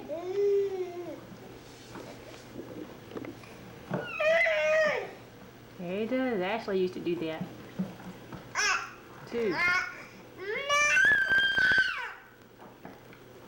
And that's about all there is to my room. You know what brothers do all day? This is a perfect example.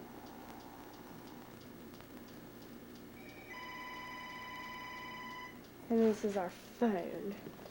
Drives me crazy. This is my old picture. I really do not like it because that you see is bubble gum on my neck. Guess who put it there? Yours truly. And here's my other brother, Daniel, David, and the bubble gum. Actually, this is our cool new bookshelf. Not new, pretty ancient. There's our phone, which is always ringing off the hook. And there's our answer machine. Would you like to hear what it has to say?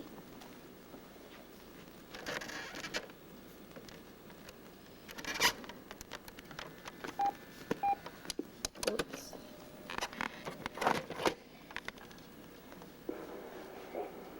We can't come to the phone right now. We can't come to his phone right now. Hello, you reached 704-0974. We can't come to the phone right now. And that's about all. Cool bookshelf, huh? Let me just get down there. There it is. See this, guys? That's neat. We have a wonderful display of CDs. And here, can you guess who that is? Daphne. Naturally, the lamp. That's to be included. Daphne and her friends. I have no idea who they are. And Bobby and Carol. I'm going to start taking close footage of our house. I know you guys in New Jersey do not know what our house is like, or any of y'all other people that are listening for that matter. So I'll show you a tour of the critters. Close watch on me. Especially this one in particular. There's Billy Boy, Tinkerbell, Katie's mom.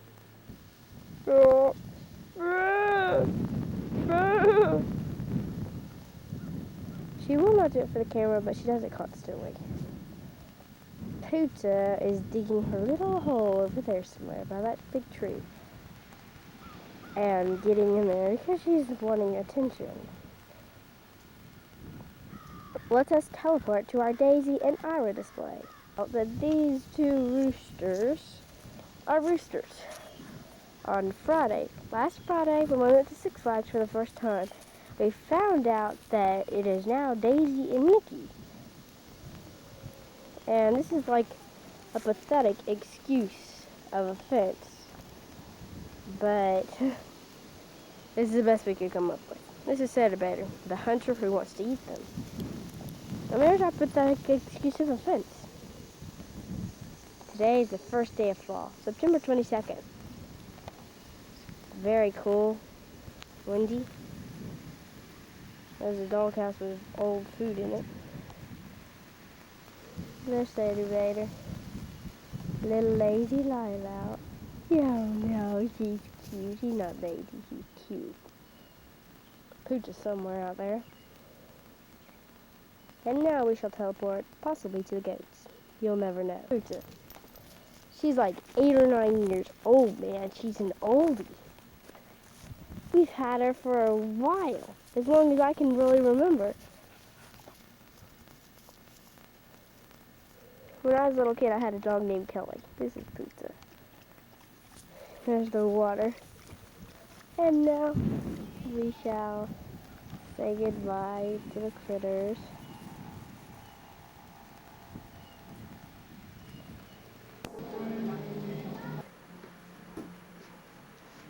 Hey Grandmom, hey Pop.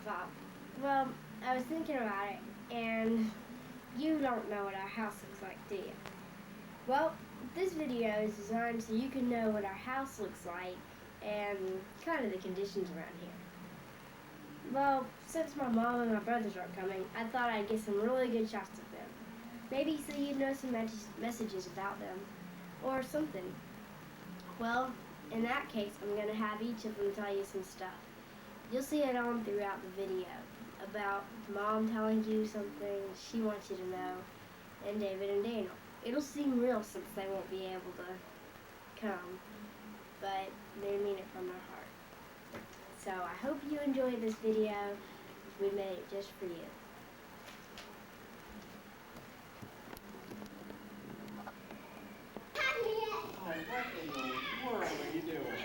This is Greer. This is Greer. He's like a babysitter. Monday Night Band. He's a very funny big guy. Greer, tell him something about yourself.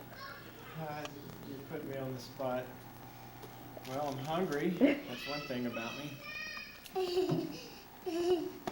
Come help me find kids. And they are looking for David and other kids. Okay, let's go.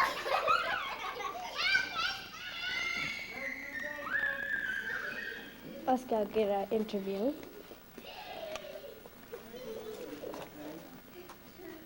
There he is.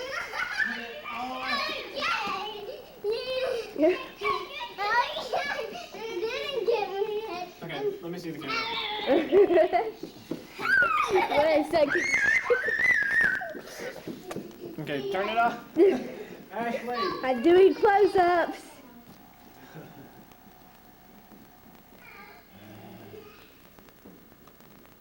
This is Greer. He's the co-babysitter, and he's hungry. That's all my grandparents know about you, Greer.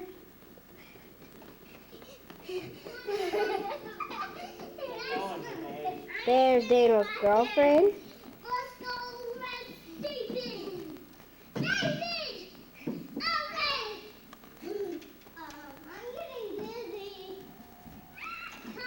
Okay, we're gonna play a new game. As soon as Ashley turns the thing off. It's the aquarium.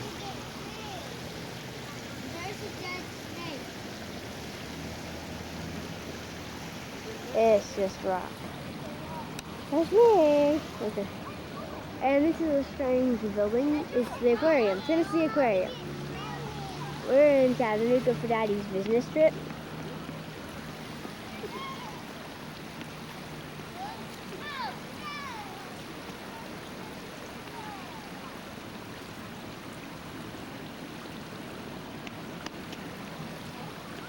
David, say cheese.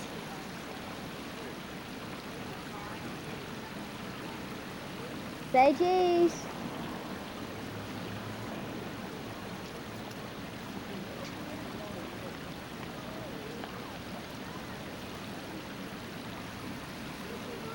Yeah, pretty strange building. You enjoy it. And that is some kind of boat. Not this one, the one Is that a truck? Oh. We'll go outside to get a better view. Try out some plenty of rivers up there. We're upstairs. We'll get it afterwards in a sec.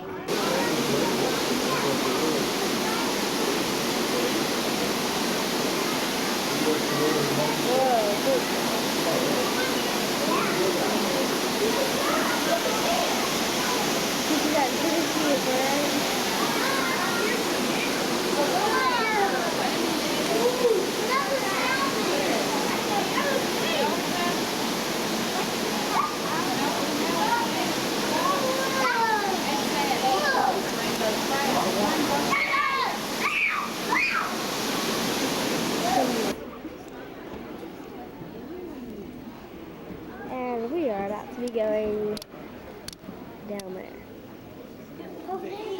Here's another thing. And all down there. We're coming, chill. Look at that one in the light, Ashley. Yeah.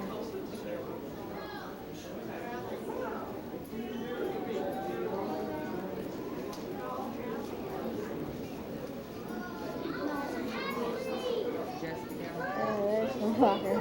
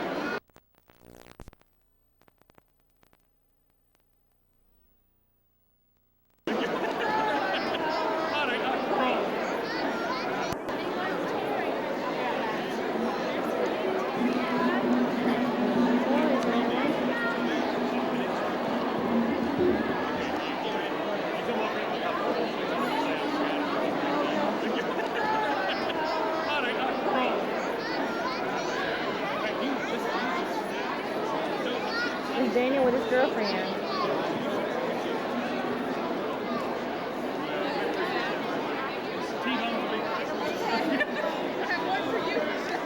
There you go.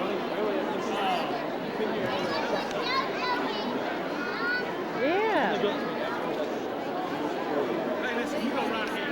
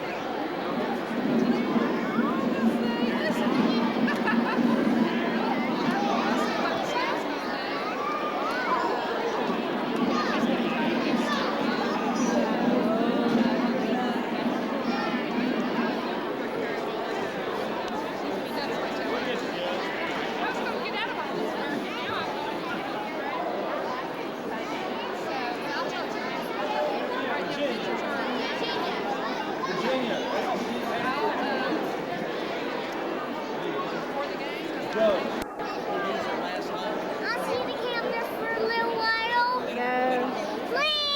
There's Sticky, hey, Daniel. You Want to see me live? Oh, the Jesus outfit? I put the Mom, Jesus pick me outfit. up on the field. Pick me up on the field, all right? okay. What? I had to put it back. We don't wear clothes like that anymore. Did you ever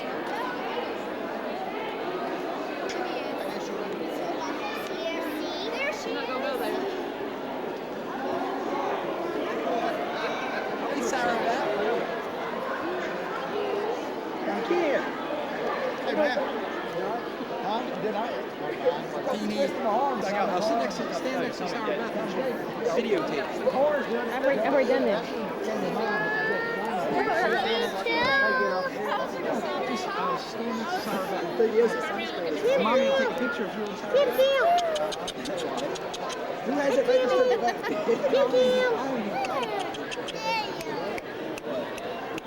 There you go. Smile. Smile, Kimmy. Was.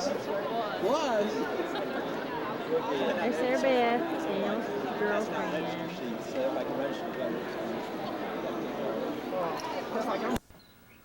There.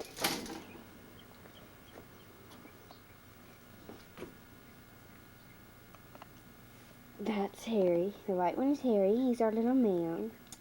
Then that's Karen. And way off in the distance is Sarah. And there's her house. We think Harry may have gotten Karen pregnant. But we aren't sure. We've never had rabbits before. But look at that poochy stomach. Look at that poochy stomach. What a profile.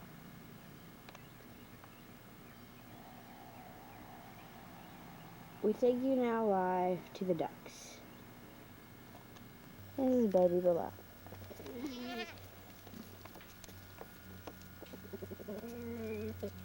It's about 11 o'clock right now.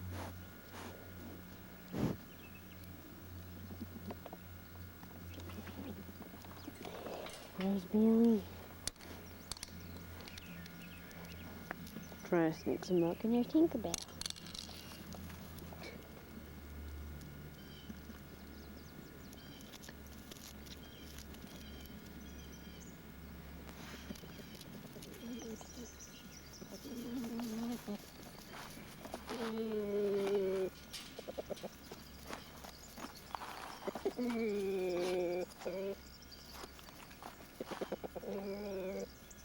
Please come by me, because I think Rebecca's probably next about now. Nicky!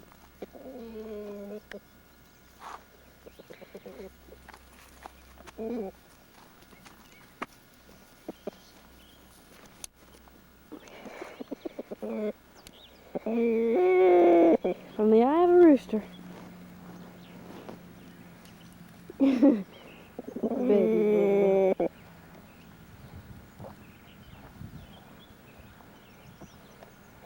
Here's my baby. Here's my baby.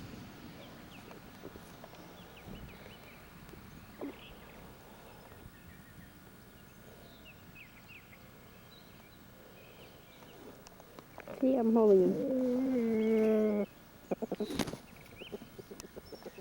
Baby Bob. Let's go check on Rebecca.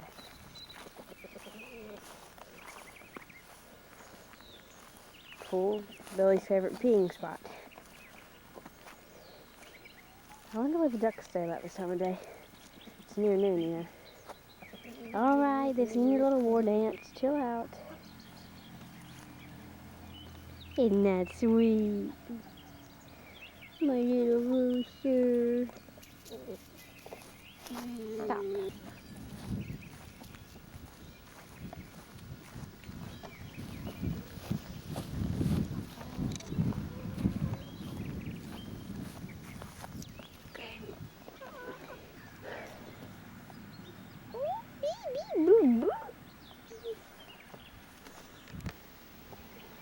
Yeah, that's Sadie.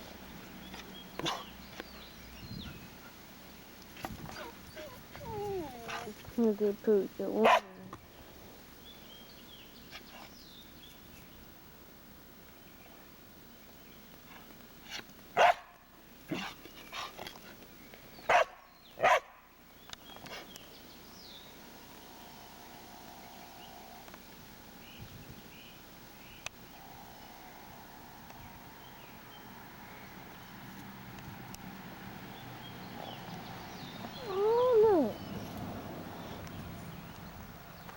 Your baby Bubba.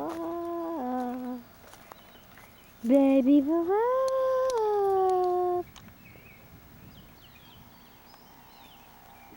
See, look, chickens do stand on one leg. What did he say? And the goats. Billy boy. Here comes the whole family. That's Rebecca. Can't.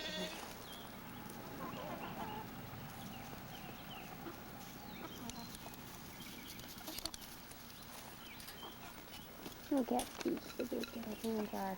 Ew. Okay, I take that back. You walked in it, bad kick.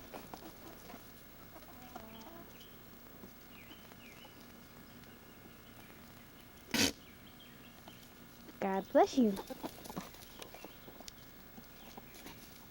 System.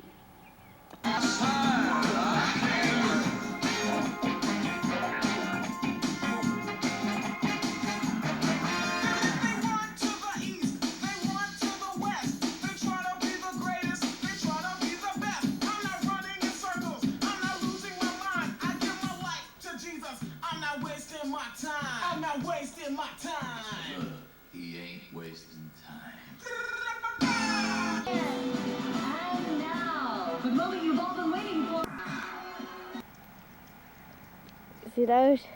Those are our goats. See those? Those are our dogs. The dog was chasing our goats because I let her in the backyard. And that's what the goats did. There's her mommy. She's too big to get up there. What, Billy Tinky Bell?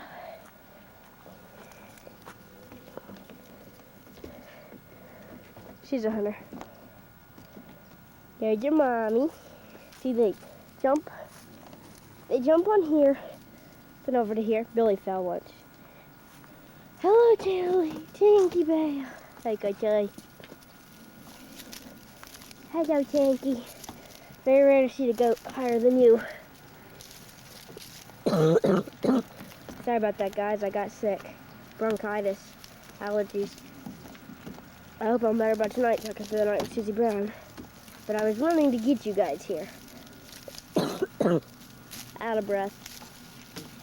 Hey, Kachai.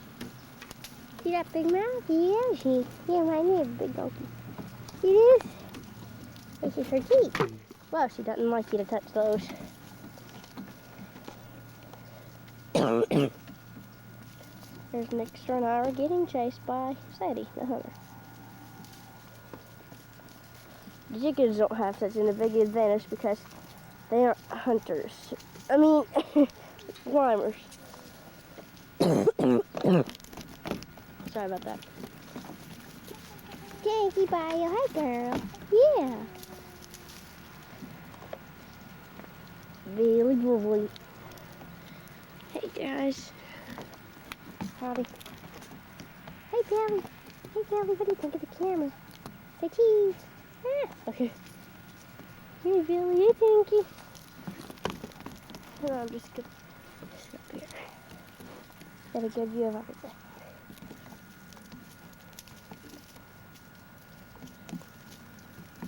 I'm excited. It's really upset because she can't get up there. The kids are going crazy.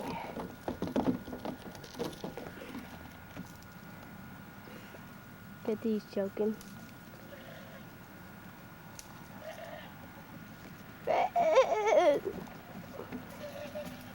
Kitty, are you okay? Didn't want to say here. Hi, Billy. He's very curious about a camera.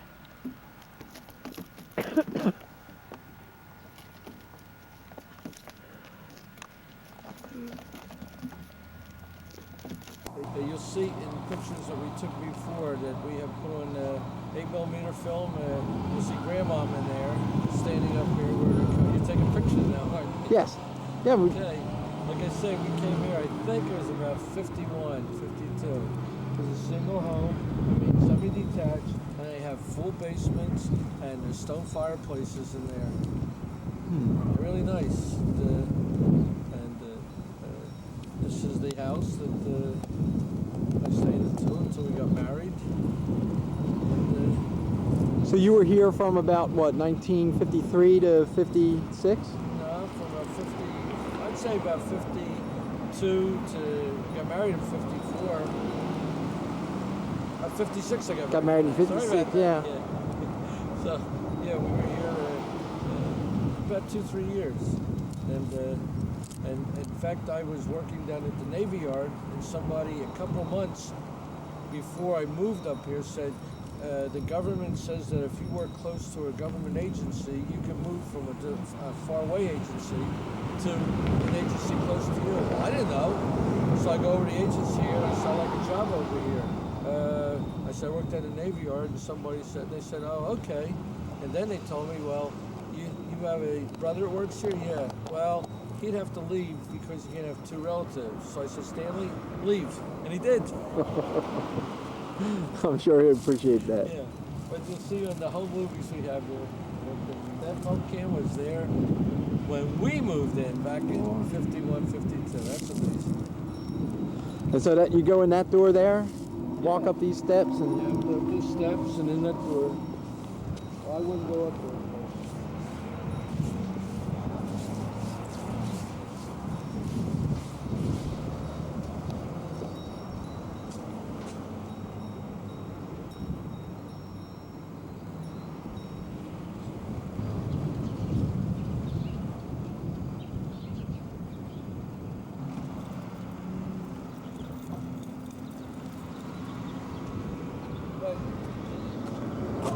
Here, because I want to walk over the side there and talk on that. Okay. So let's start it yet, okay?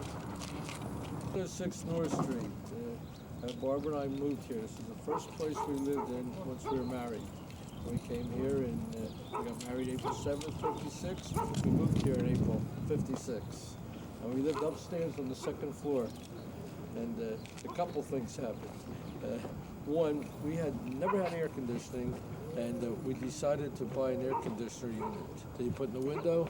And well, we bought the air conditioner unit and brought it home, and it was, once again, we moved here in April, and about the May, June time frame, I was so anxious to put it in that I came home one day, and I was going to put it in that weekend, and Barbara says, Leon, there's a bird's nest on the windowsill there where you're going to put the air conditioner. And I said, so what? She says, Leon. And I figured, I don't know if I should have gotten married to this woman. But so that year, we would watch the bird's nest being built. Robin built it, laid 3 eggs. And that was an interesting story too, because one of the eggs, when they hatched, the one bird was the bully and began eating more food than the other two. And the other two was scrawny, and this was a big one. Finally, when it was time for them all to fly, and the mother robin, follow me over here. There was a tree over here, and the mother robin used to fly up there. There was that back window there. You can't see it, but upstairs there's a back window. And the mother robin used to call to the birds, and then one day, the little birds that we didn't think could fly flew off and landed on the tree.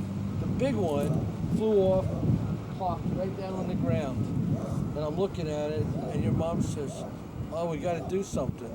I said, "Mother Nature will take care of it." She says, "Leon," and I got a big ladder, and I came out, and I put it back up in there, and the bird thought I was his mother or something there. And then the other thing that happened here is that I bought a set of weights, and the delivery man came, and he put them inside. He said, "I'm not taking her upstairs." So I got your mom to do it. So yeah, we lived here for a year. And Frank, you were really born, you conceived here. You were upstairs in, well, someplace upstairs anyway.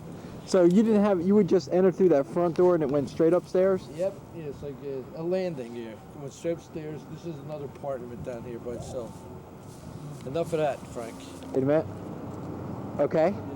Well, we got married April 7th, and we probably signed the lease here April 1st. And when we came back from the honeymoon, well, this was our place, I guess, from April 1st. Mom would probably know a little more about it. And I'm pretty sure we lived here for a year. And then, of course, Mom, well, Frank's coming along, or baby's coming along, and then we moved from here to 2201 Fuller Street. Oh, I forgot about that. We're going to have to go up there too. Okay, That's good. it. Okay. So this is just a 606 North Street. Yeah, it was a brand new apartment that they just built it, maybe a year before. Huh. Because remember now, we're going back 38 years, Barbara. Really?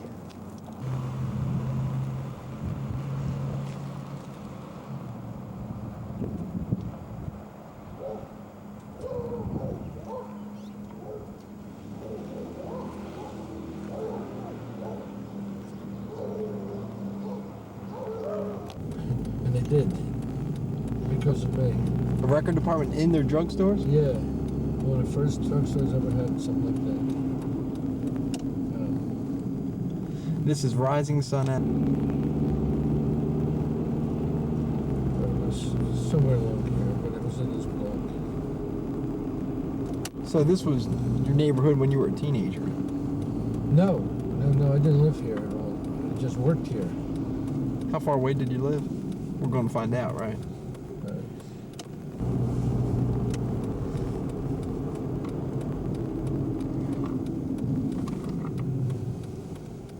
Little shot here. We'll just make a left turn here. In fact, we might as well go down to the main entrance. Here's the parking lot.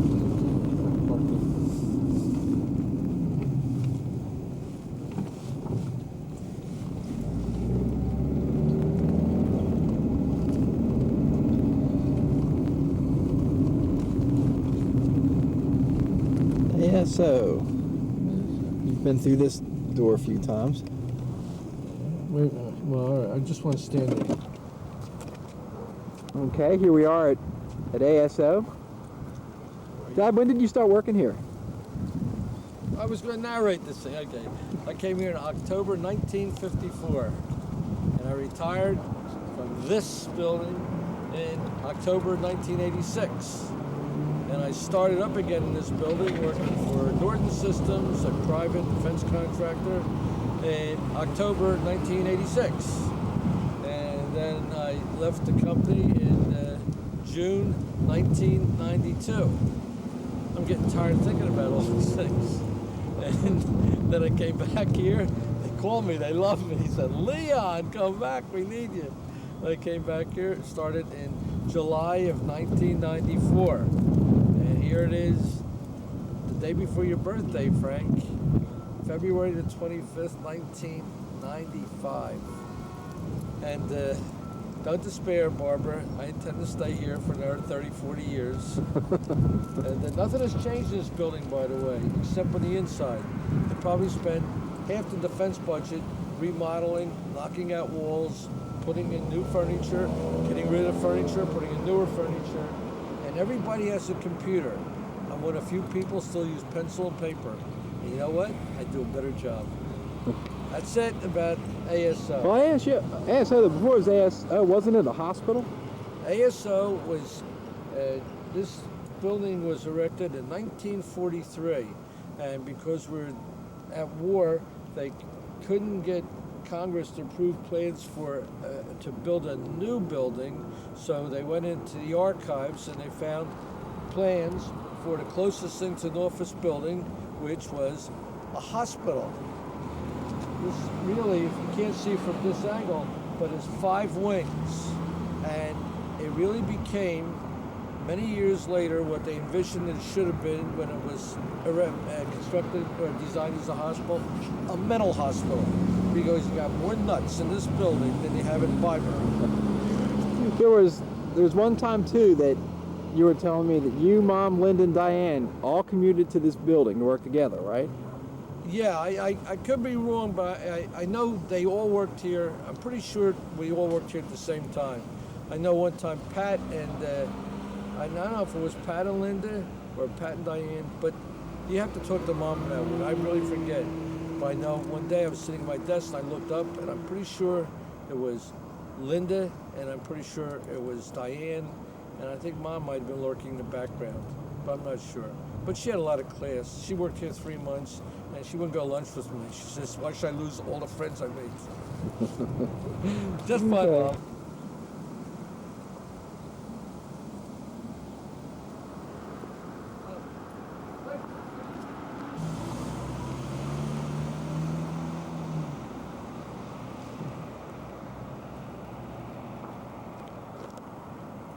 It's a long building.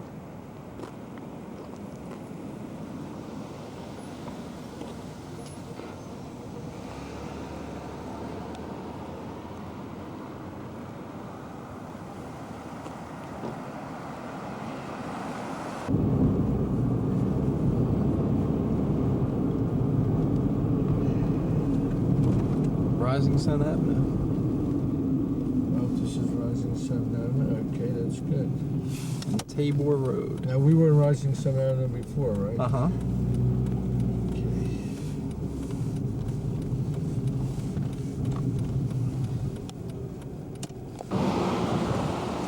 Okay.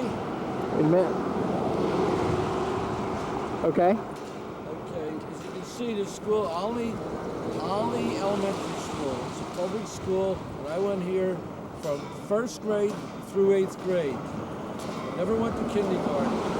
Downstairs, if I remember, they had a lunchroom. I mean, of course, people were smaller in those days, but the ceiling was low, if I remember. And you see your lunches here, bringing lunches there. And you can see the school was built in 1850.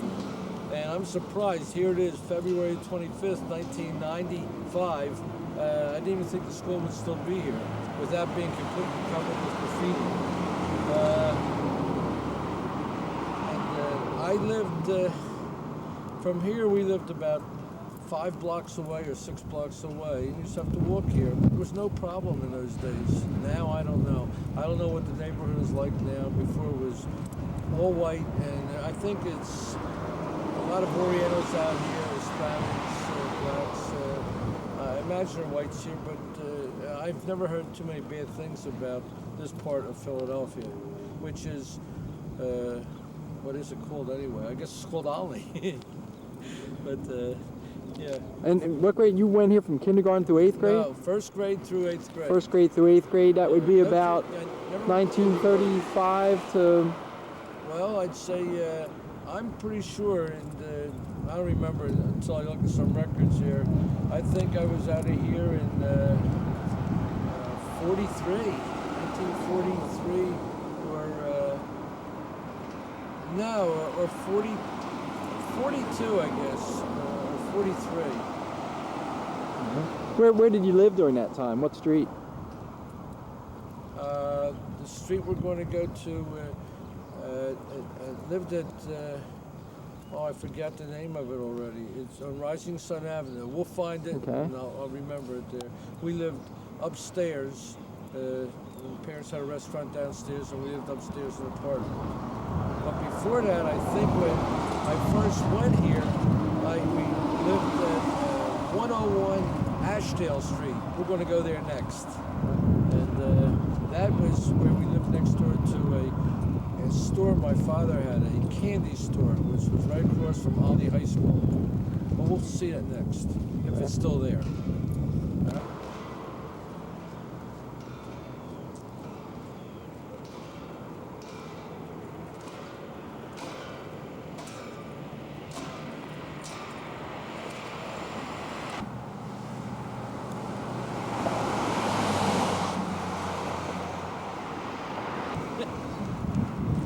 Okay.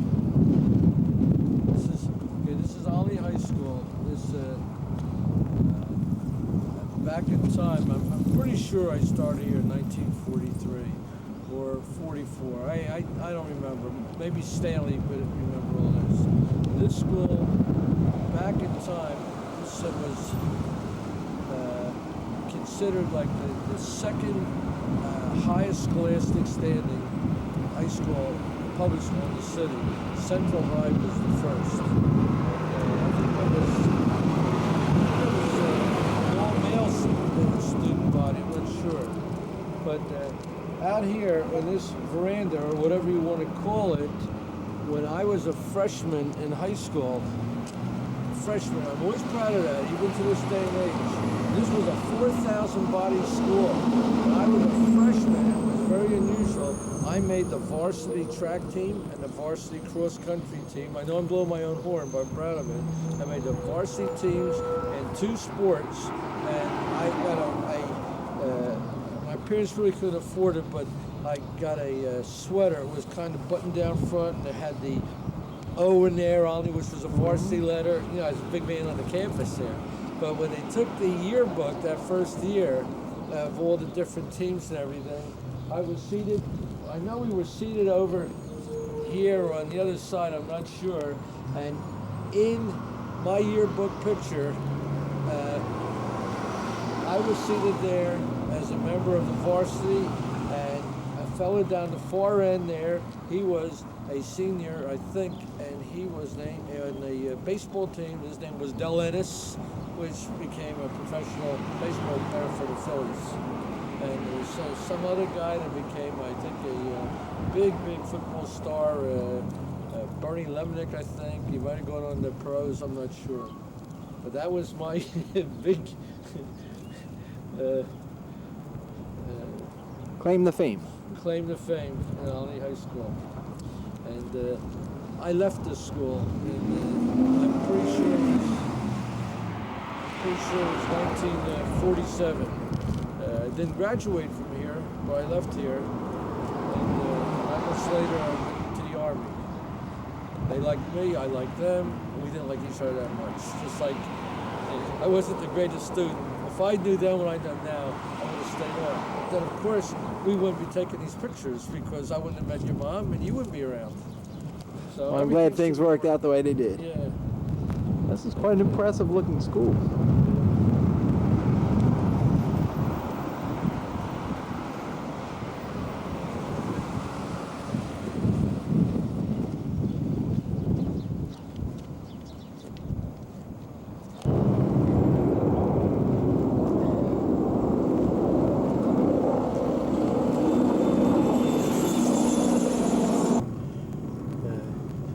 I had a picture that they published in the Bulletin, the Philadelphia Bulletin, of kids playing football out here, two-hand touch football on the field.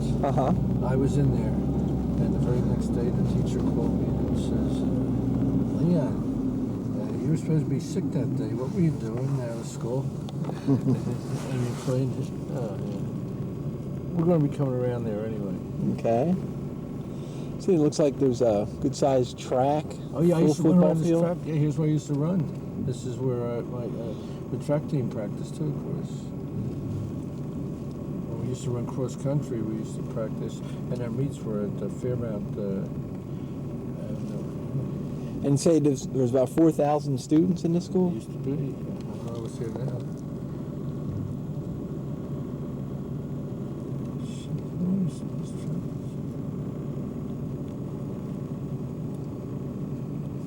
We're going to be coming around because we got to get back to that place here. I just want to get back to Olney High School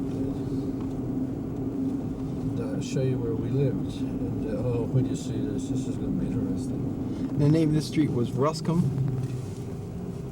That's what it's called. No, don't put Ruscombe. Don't. No, we're on this street here. You see this Ashdale? Okay. Now let me go like this. Well, they can't do it now. Where you see this other building here? That's where they used to have basketball courts. I used to come down there and play basketball with guys that were all public. I used to beat everybody in games of 21 and stuff like that. But I hope this isn't a one-way street too. But let me show you this. This is going to be interesting. On this side.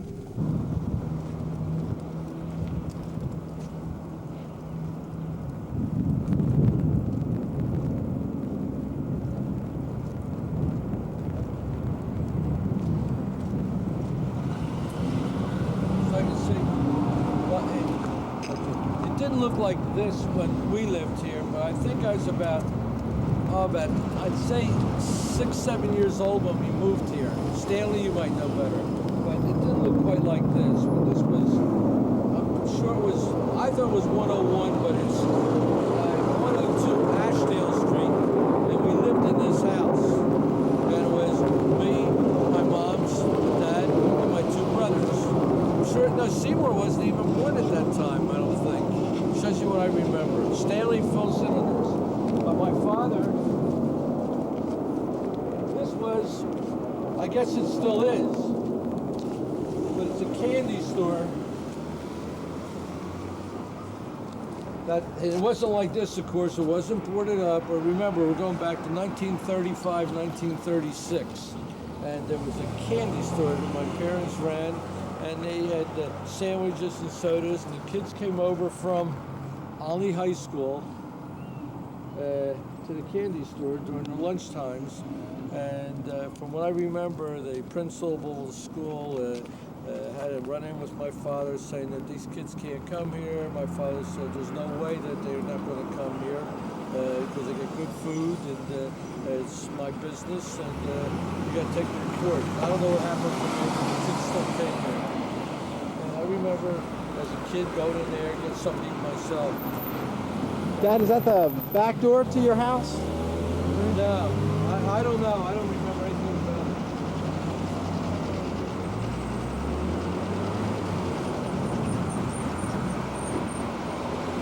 It wasn't like that, Frank. There was nothing like that here.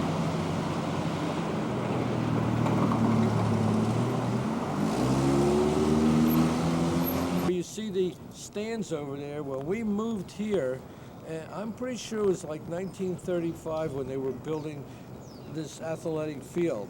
And I remember, I don't know how old I was, but I remember when they were constructing the stands, I used to go over there and the workman or a foreman or somebody once in a while let me take one of the hoses and spray down the concrete that they had just laid. I think you had to wet it in those days. That's one thing I definitely remember.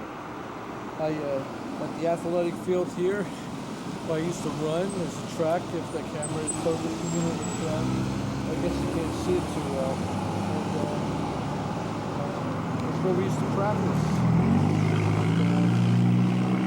There was in that house over there, that's where the caretaker or the foreman of the field or the caretaker of the athletic field who used to work for the Board of Education, I guess. He lived there, and he really liked me. He used to give me basketballs and a lot of good things. That's when he let me in, because he threw me out a lot anyway. And one good thing I remember about it, while I'm thinking about it right now, is when we had to go out to lunch, or when we went out for our exercise period there, well, everybody had to run around the track once, and whoever went around first had their choice of the athletic equipment. There wasn't too much those days, and I liked basketball, so I always beat everybody around, got the basketball, and went to the far end of the field and played basketball. Of course, I missed 1 or 2 working periods or study periods, but it made no difference because I succeeded in life and became a government employee.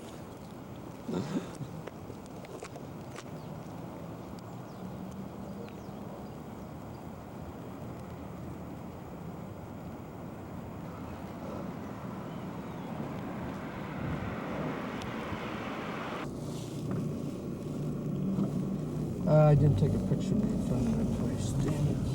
I'd take the camera with me if I didn't take pictures.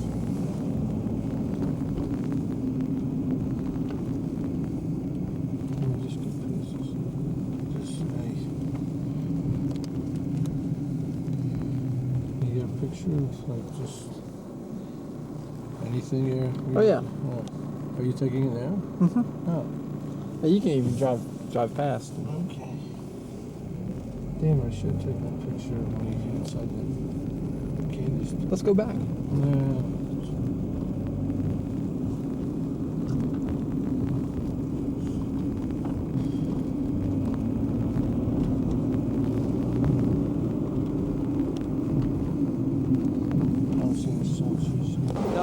Now, I know that we lived here, I say in the late 30s, because this was a restaurant. It might even be called Bernard's. I don't remember for sure. It didn't look like this. A lot of big glass windows and a couple doors, but it was a restaurant. Seated about 100 people there, and like a counter up that part of it there, and the kitchen in the back, and we lived upstairs. And I know that we lived here. We were here at least in October, because I remember on December 7th, 1941, I was upstairs. I probably was about 10 years old or 11 years old, because I heard, and there were newspaper boys that worked the streets around here, and I never forgot, I heard newspaper boys saying, "Extra, extra, Japs attack Pearl Harbor." And I know I lived here. I was upstairs in bed at that time. And then Stanley, for what it's worth, I remember my father getting a phone call, and the telephone was like one of these wall telephones, a pay phone here. He got a call and he hung up and he was crying because he was just told that his brother Willie had died of a heart attack. I think it was a heart attack. At which time I went into Philadelphia and rode the elevator all day long. That didn't go over too big with my father. That's just a memory came back. Now around the corner here, as you can see, we have access to Olney High School athletic field. When we lived here, I'm pretty sure I didn't go to Olney High School. I was still in the elementary school. I'm pretty sure I was. But right here, one day in the summertime, I was sitting on a beach chair, and I had my hands on the side, and the beach chair collapsed, and I pulled out all my fingernails on both hands. Needless to say, it hurt. It really did hurt. But that's another experience I remember here.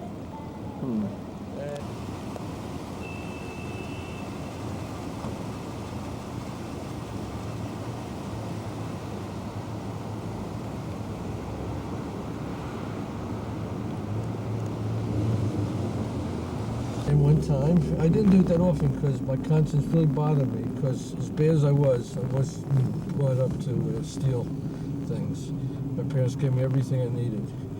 But one time, it was right here where it says assemble, do corpse decrease. Yeah, it was a candy store. Well, I went in one time and I was going to take a comic book. I never considered stealing. I considered getting away with something, which was stupid. Well, I not only put one comic book under my belt, inside my pants, I put about 30. And when I walked up to pay for my one comic book, which was 10 cents, they all fell out. And I naturally left the store.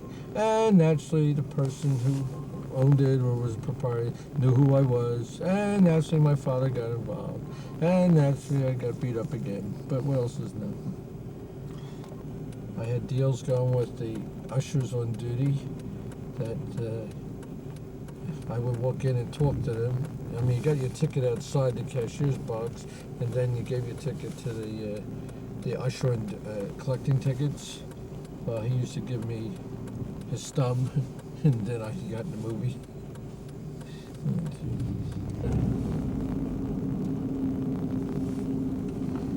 I'm gonna make a turn here.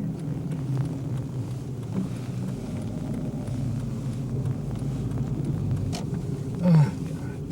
Let's just take it back. Over here. Hey, across the street, that's the Felton movie theater, when it was a movie theater there.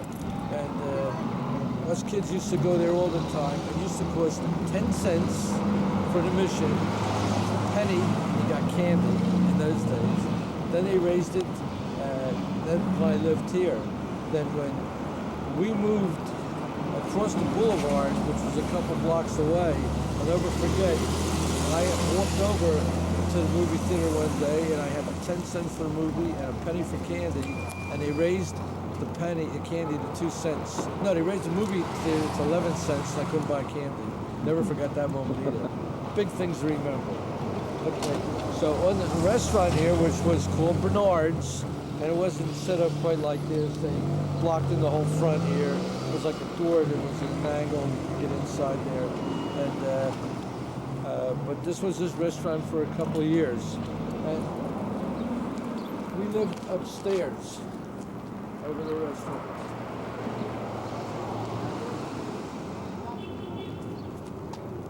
In fact, let me show you something. It's still here. This was a door to get into the restaurant. And we had a fire here one time, and we were all trapped upstairs. And I'll tell you something, I learned a lesson. Smoke like that starts bellowing, you are completely helpless and hopeless. I could not get down the stairs. I was something like 14 years old. I couldn't go down one flight of steps. I couldn't do it. And I had to stay there. I'll never forget, we're up there, and finally the fireman came, and my father pulls out and he says, "Here are the keys." And the fireman just looked at him and took his big axe and smashed in the front door. And this used to be a door going in there. And we're going back a long time ago into the early 40s. And it was all bricked up. But I'll never forget him saying, "Don't, here are the keys." The fireman just, so they put out the fire, we got out. But here, is where I stood on some of the earlier pictures. You'll see with the collage here, where I was playing baseball. In fact, right around here, there was a mailbox, and the day it was either me or Stanley. I think it was Stanley. He got his driver's license. He was driving when he was 12 years old. He got his driver's license. When he came home, he knocked the mailbox right off. He climbed right over the pavement and ran over the mailbox. Stanley, remember that one? And then when we go back here, remember this was an old restaurant back here where the kitchen was. But this shed was here, but not as fixed up as it is now. But back here was when I was a kid. I came out one day, and this plot was always here. And for some reason, it looked like there was like a concrete, like a curb, like a rim around on top of the grass. And I started to dig it out, figured, oh, maybe you could make like a little pond out of it. Well, I must have gone down 5 feet, and I don't know what was down there. It was apparently a big fountain that went down about 5 feet to the ground. I must have been digging that thing for about a month. I had dirt all over the place, and finally I said, the heck with it, and I left it like that. And of course my father didn't like that too much either, but that was part of our life. All righty. So this was your back door, though? This was the back door, which got you into the kitchen and then got you back up. There was a set of stairs that went up. That was the only way you could get upstairs to go to the apartment. Okay? Father did everything else. Where we ate in the restaurant. We were actually customers. We could go in there, sit at a table, and the waitress just served us. The upstairs looks like it's pretty roomy. I forget how it was laid out there, but there were a couple of bedrooms, I guess, and so forth. Which was 4801 North Front Street. We moved right down the street, and I never knew why we kept on moving. I don't know if he had the restaurant then. I don't know what happened. This playground was always here. That's a library over there, and right here, I got in a fight with a guy. His name was Marvin Edelman, and I gave him a bloody nose, and we called it off after a couple punches. And the next time I went to see him, Wait, back up. Not back up the car, but you lived up where? That corner? The corner up on the second floor. That was, if I remember correctly, it was 4801 B Street. Huh. And downstairs being a restaurant or store? No, that was an apartment at the time. Somebody lived there. But we had to go up those flight steps, and then we went in like another doorway there, as you could see, and we lived upstairs. Stanley and I lived in this front room. That was our bedroom up front. And I think Seymour might live there. I'm not sure. As you can see, it's deserted now. Empty, whatever. In a very... okay, keep that camera going, because, yeah, I want to get a picture of me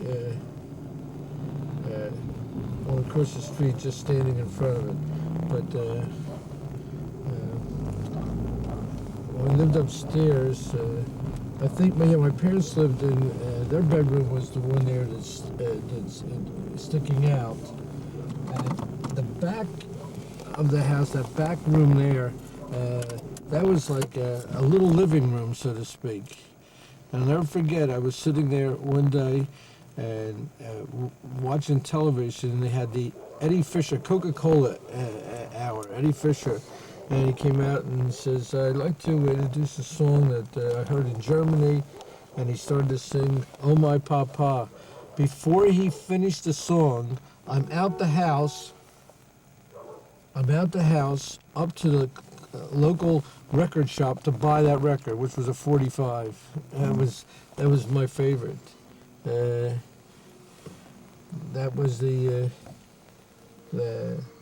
we lived there. That's when I ended up calling up your mom. She was visiting out in Seattle, Washington. I guess John and Mary. And I said, I think I'll meet you when you come back. I don't think her mother liked me too much at that time, but I said I'm gonna meet you at the airport.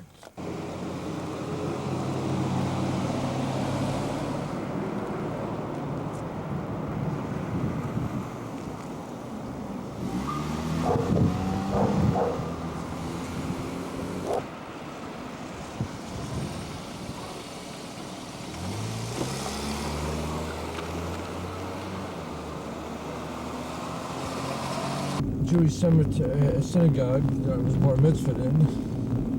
Yeah, like that. And the name of that is? Beth Israel.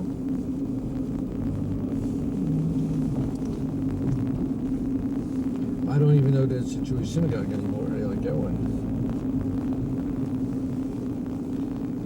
Roosevelt Boulevard and Warrer Street. Now you see up there, that used to be Roman Catholic Church right next to it. Synagogue is New Life Church. Yeah, well, whatever.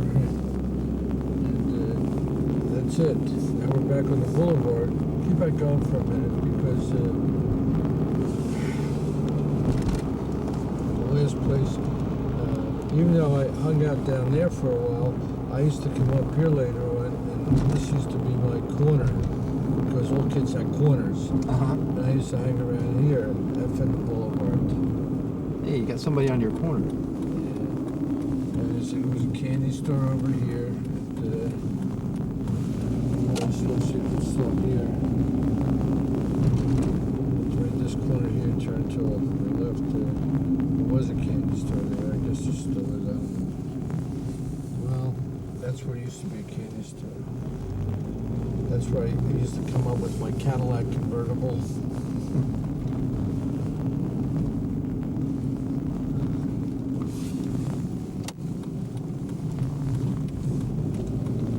Harkness Street. No, well, yeah, I don't remember any of the streets. Now we're coming back to the boulevard, now we're going to be on home. Okay. I'll stop this rolling. This still is a pretty good looking neighborhood. It's not a white neighborhood. I don't know what it is anymore. I really don't. Looks more, I don't know, Latino, Chicano. Yeah, oh yeah, I'd say so. Now, see that smokestack up there? Yeah. Well, that's where Sears used to be. And, right next to it.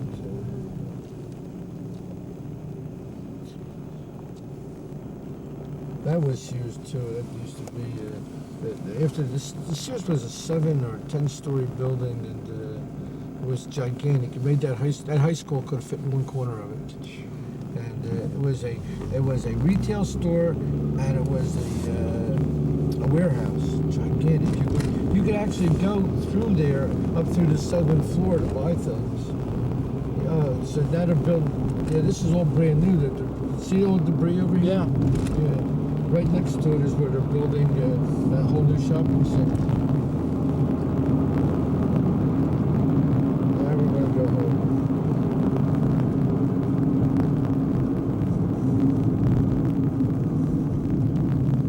You have to go to the bathroom because we can hit the... No, okay.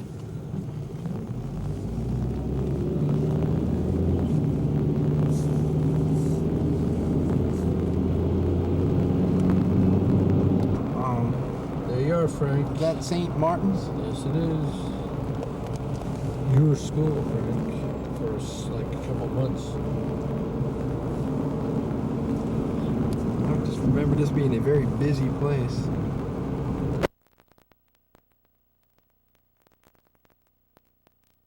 Day. He was stuck on the fence.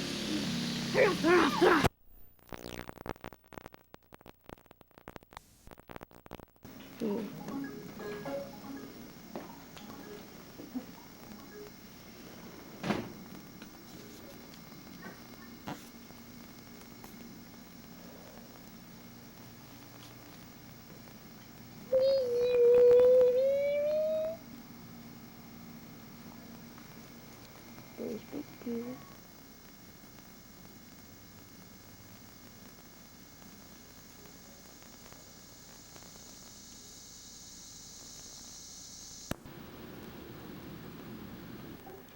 There's David.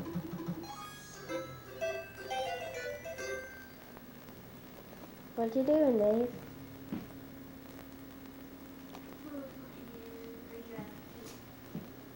So I thought that was 3.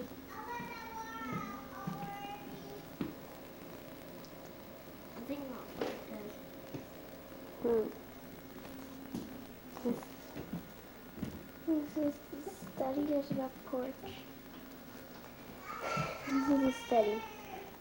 About a few years ago, Dad caught David playing Wolfenstein instead of Reader Rabbit.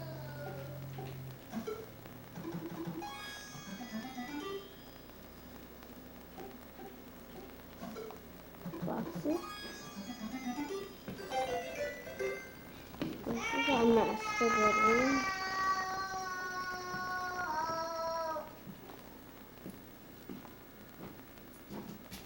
You did, Dad. What you doing? Okay, Ashley, you can tell him that. I'm not. Stop. Ashley, don't take this dirty kitchen. It's okay. I have to explain. Are you sure? Yeah. Are you positively, absolutely carry on. One, two, three, go.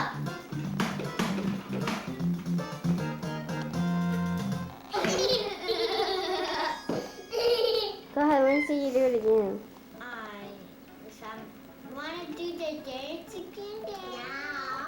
Are you sure, yo?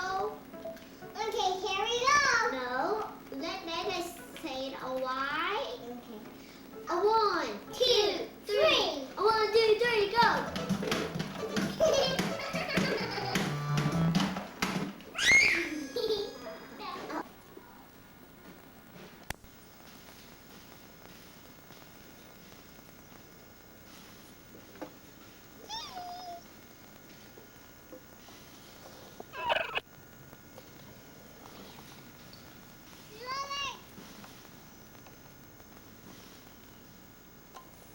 We gotta try the sneaking expression.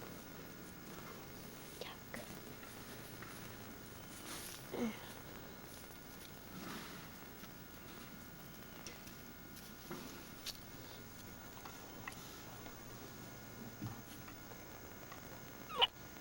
The door. David, scoot the rooster over closer to the door.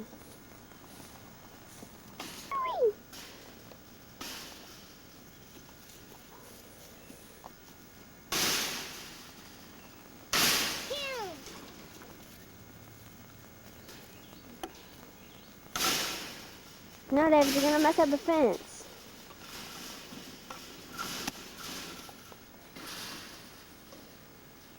Oh my gosh, she's licking her butt.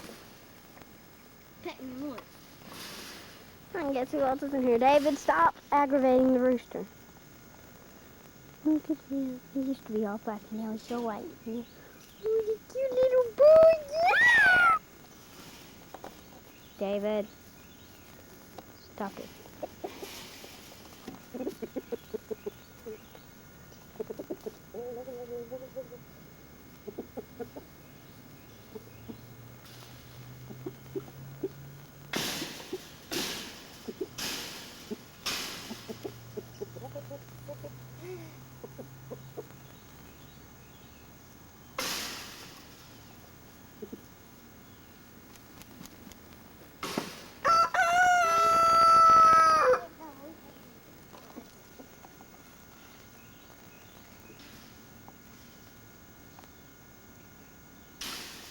There's David picking his boogers.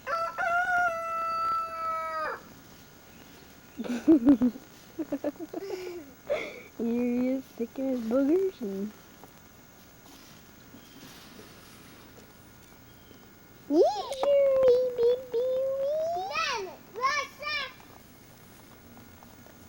the gallant baby.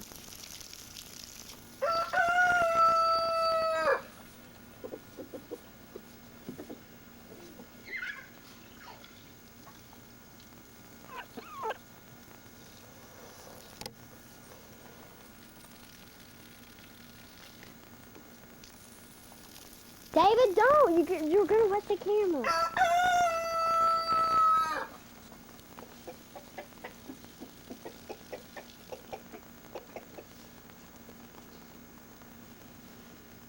Shorty.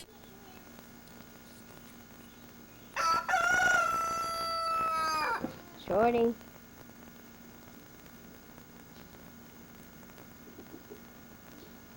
Hey.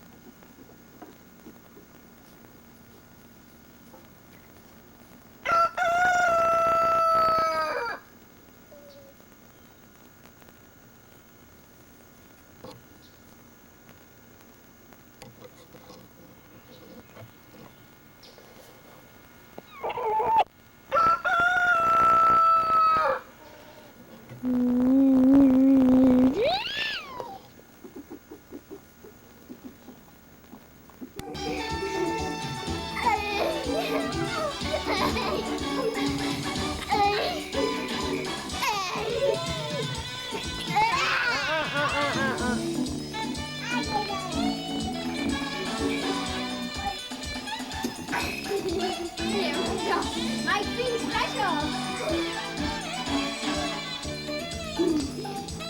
Mom, look.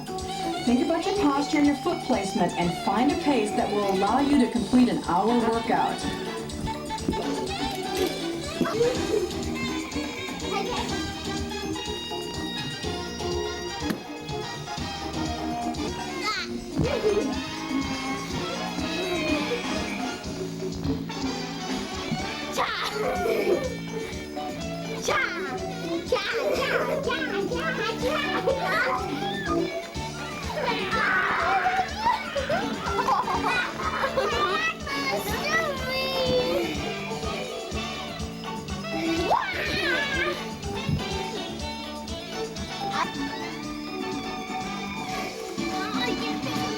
Okay, you should be feeling nice and warm. So if you need to, stop the tape and take a few minutes to stretch out.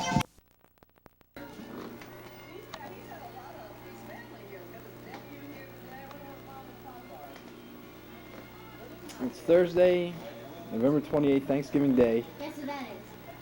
Woody Woodpecker. No. And where are we, Abe? We're in New Jersey. In New Jersey. What are we doing in New Jersey? Watching the parade. Back up. Having Thanksgiving dinner. Right, Dad? This is That's right. Thanksgiving Day. Whoa! No killing brothers on Thanksgiving Day. Rats. What about tomorrow? How about killing sisters? I don't know. Oh, brother. Wait, hey, don't you want to say something to your mom? Hey, Mom. You're gonna die if you say, hey, Mom. I hit my own self. I know.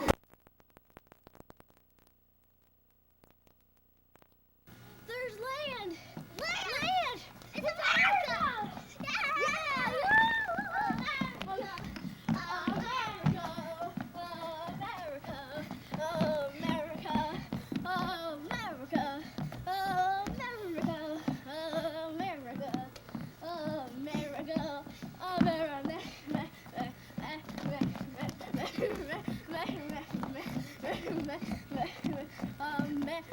Yeah. Free.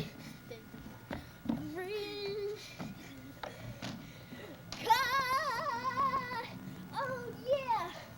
Yeah. Right down there. Here's the football. Oh, right.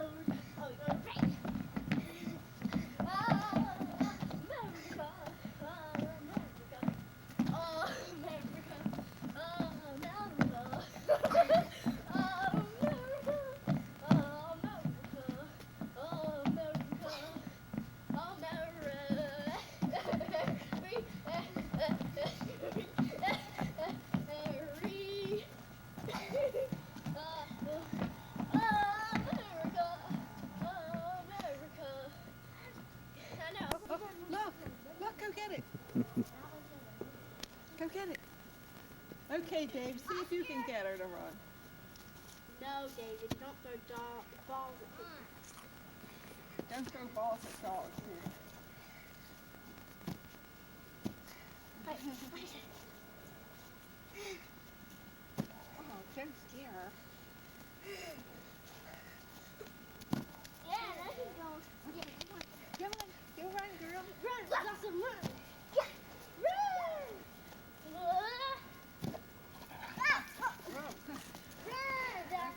David, stay still. Stay still, Ashley, huh?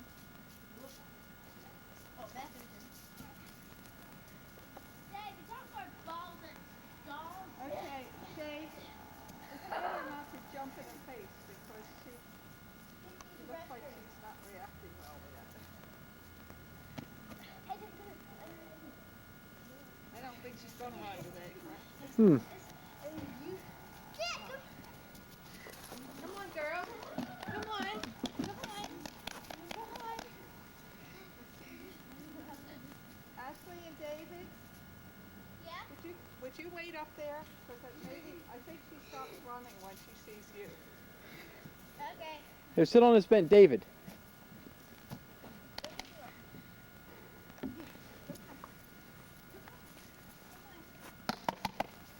Go there. Come on. Come on, girl.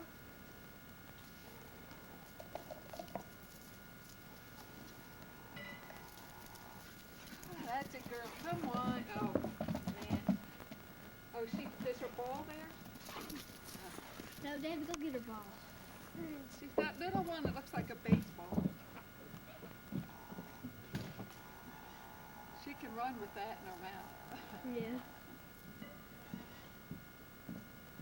Trying to get her to run, but Oh, well, you see, I sometimes get. oh, there's good. She's chasing. We hit him, Blossom. We hit him. Blossom, it's a rabbit. Come on. Come on. Not too excited.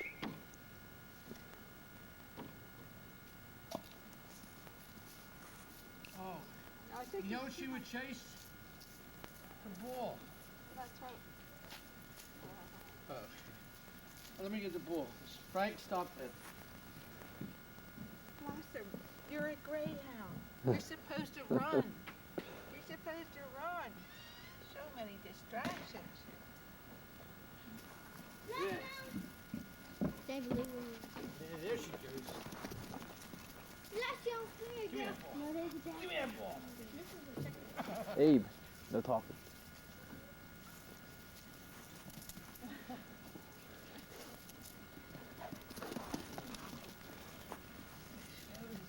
Hey, Blossom. Yeah, girl. Come on, girl. Come on, girl. And there goes Beetle Bomb.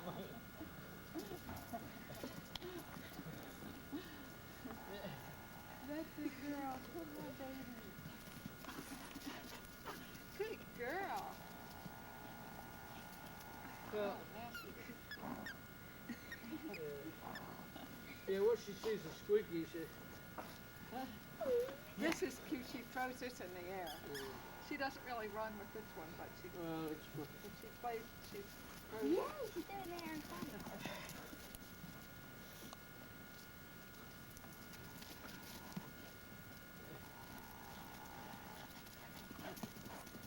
I think she's winding down.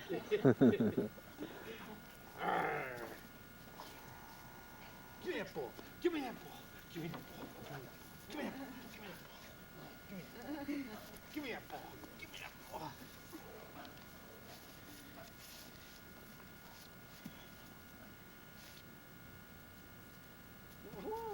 Here you are.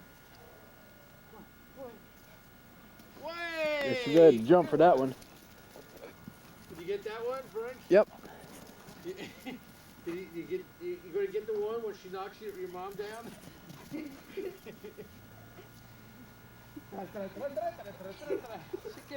Sometimes she goes by you by an inch. And here goes Beetle Bomb. Good girl. Good girl. Now, Dave, please remember, don't jump in her face, because if you saw her before, you scared her and she kind of lunges. Yeah, well, Dave, you sit down. Okay. This is why we have her. She's relaxed. She's not going to run.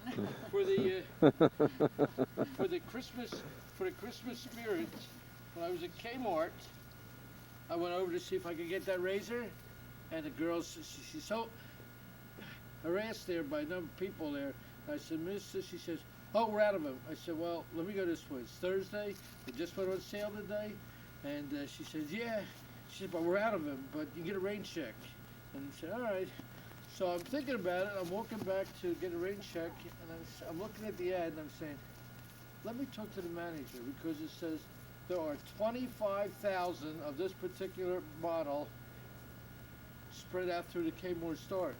And I was going to say, how many Kmart stores are there? So if you got 5,000, then you should have, stop at Frank, I forgot.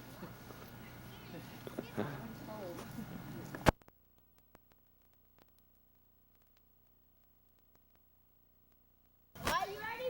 Let's practice the ball to each other. Where's the ball? Right here. Ah, no, I got snow in my eye.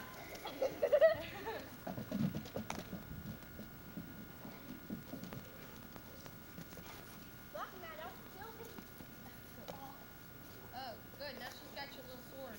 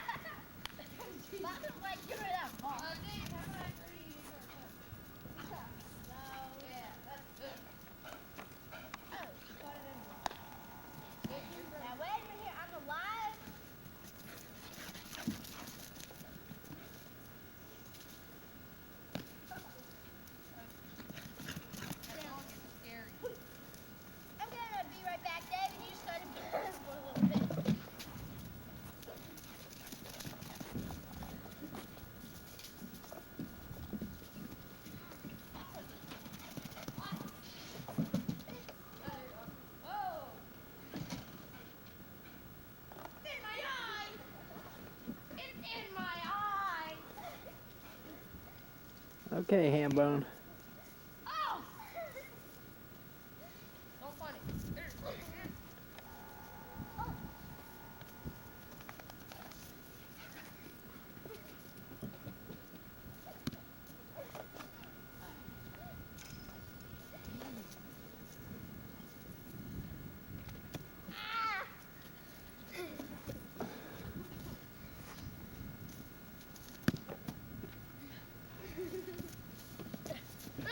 It's not fair!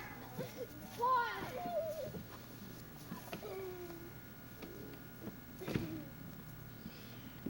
Brad, what's going on? Ashley, give that to me. Sure. Yeah, try to get the receiver. Oh, God. Nice fun.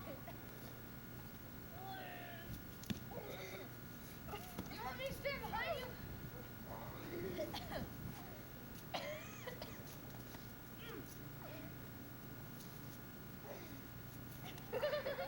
Okay, ooh, I caught it. Whoa. Ashley, you dressed warm enough? Yeah. Oh, I'm fine. Ashley, are you dressed warm enough? Oh, you're wearing short sleeves. Yeah, I'm fine. The snowy Thanksgiving Day, 1996. Hey, Brian, I'll use your glasses.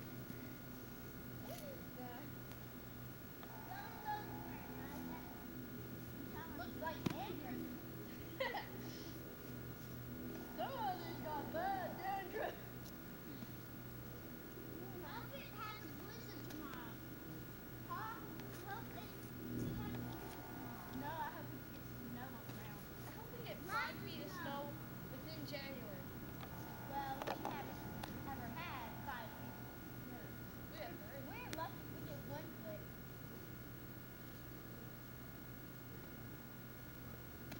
We got 3.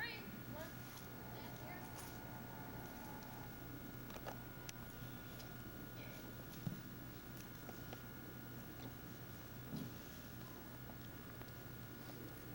Are you awake yet? Holy Cross freshman, most eligible bachelorette, Kelly Jones. You're not eligible? No. You're not a bachelorette? No. Do you go to Holy Cross? Yeah. A student? A and B. A and B. And plays sax. And in her spare time, is the editor of the Lance, Holy Cross newspaper, the yearbook, No. the prom committee. No. None of those things? No. What am I wasting time interviewing you for?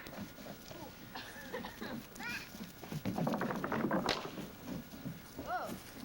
Hey, David. Look. Let's get a little Ricky. No, David, watch it. David. David. Oh. Look over the flat side. Oh, come on.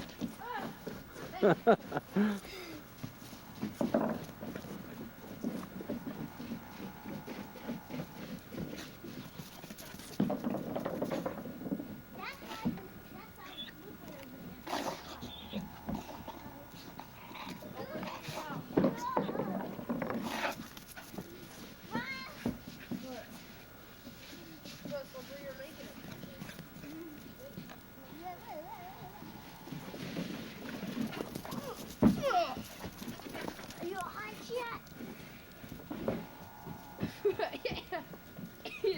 Yeah, but I hold on to his paw. Go like this.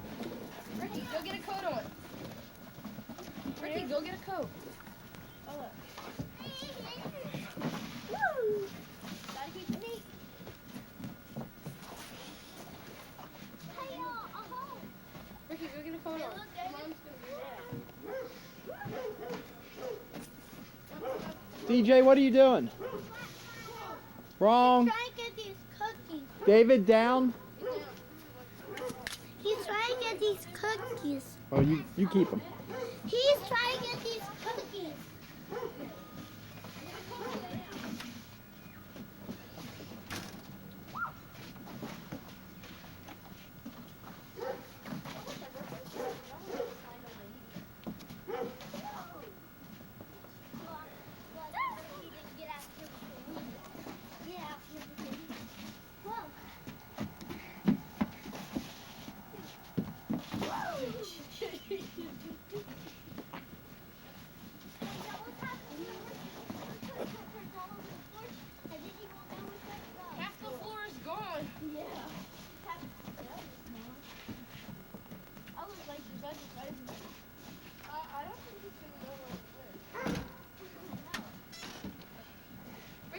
jacket or a coat?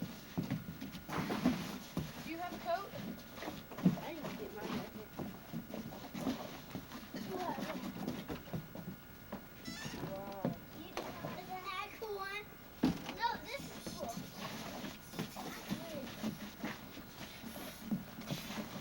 Whoa. I'm good skater. Let me in! Mom! Mom! Help me! Whoa. Me! You're not really funny. Are you a hot shot? To Diane's house. Here comes Beetleborg. Yes, I can. Oh. It's one of them. Can y'all tell which one is camera shy? Yeah, hey, camera shy. You dear girls. Hey, how you doing? See the one who's wagging his tail? That's a very friendly one who likes the stomach pet. See that one who's leaving? That one is camera shy. Hey, are you Beetleborg? Yeah, yeah. Here comes, whoops. Here comes Beetleborg. Yeah, yeah. You're so sweet. You're so sweet. Want to pet Beetleborg for me? Oh, she's so cute. Hey dear, look at you. Oh, she's all stretched out. And David's petting her with two hands. Two hands. Yeah. There she is. Look at that precious little face. She makes a lady. Oh, hey there, girl. Hey there, girl. Hey. Look at that. Whoa, now. Oh, she's turning into David. Here comes Beetleborg. Let's see if we can follow the other one out of here. Aunt Diane's bedroom. Pretty, isn't it? Oh, that side's bright for this camera. Why, look. Who's that? I wonder.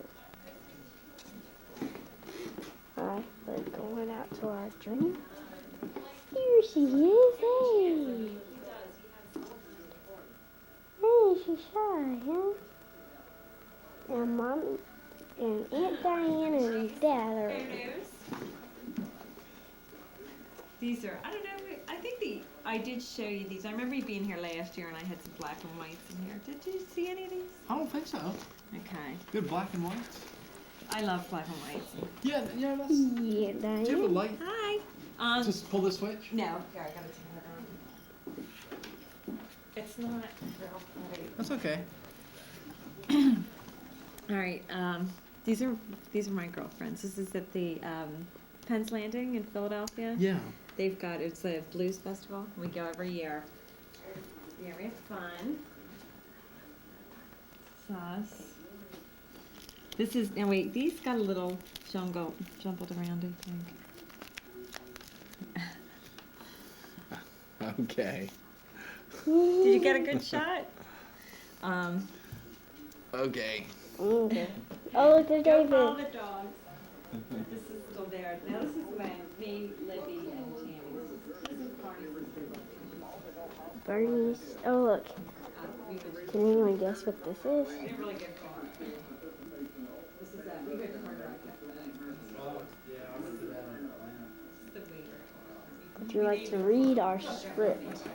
We are going to act out a show for you. Not act out, we're just going to let you read something.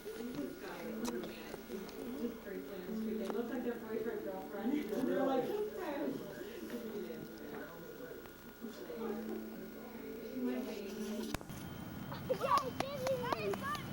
Nobody saw it. I told you I can't throw. Come on, Dad. Yeah, please work. Yeah, totally good, right?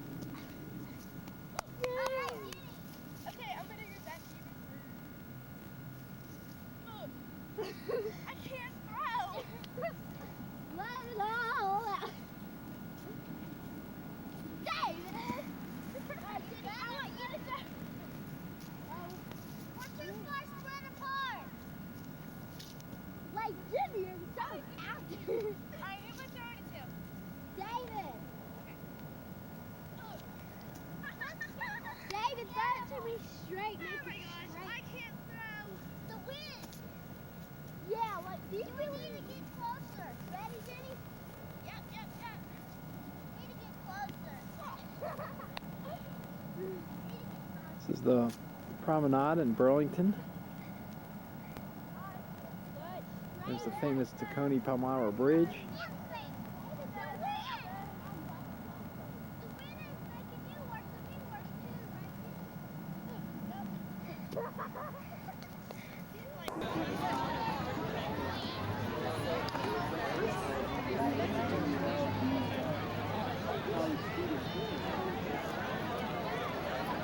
I know.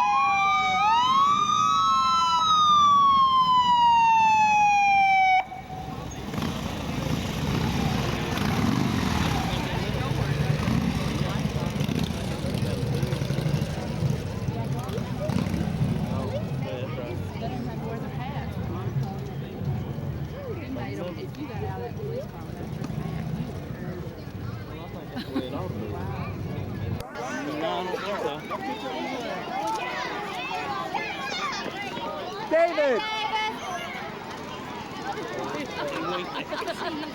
Was that a ham or what?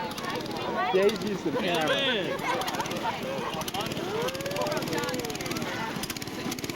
That'd be a job, I think. I don't know, you gotta keep running over.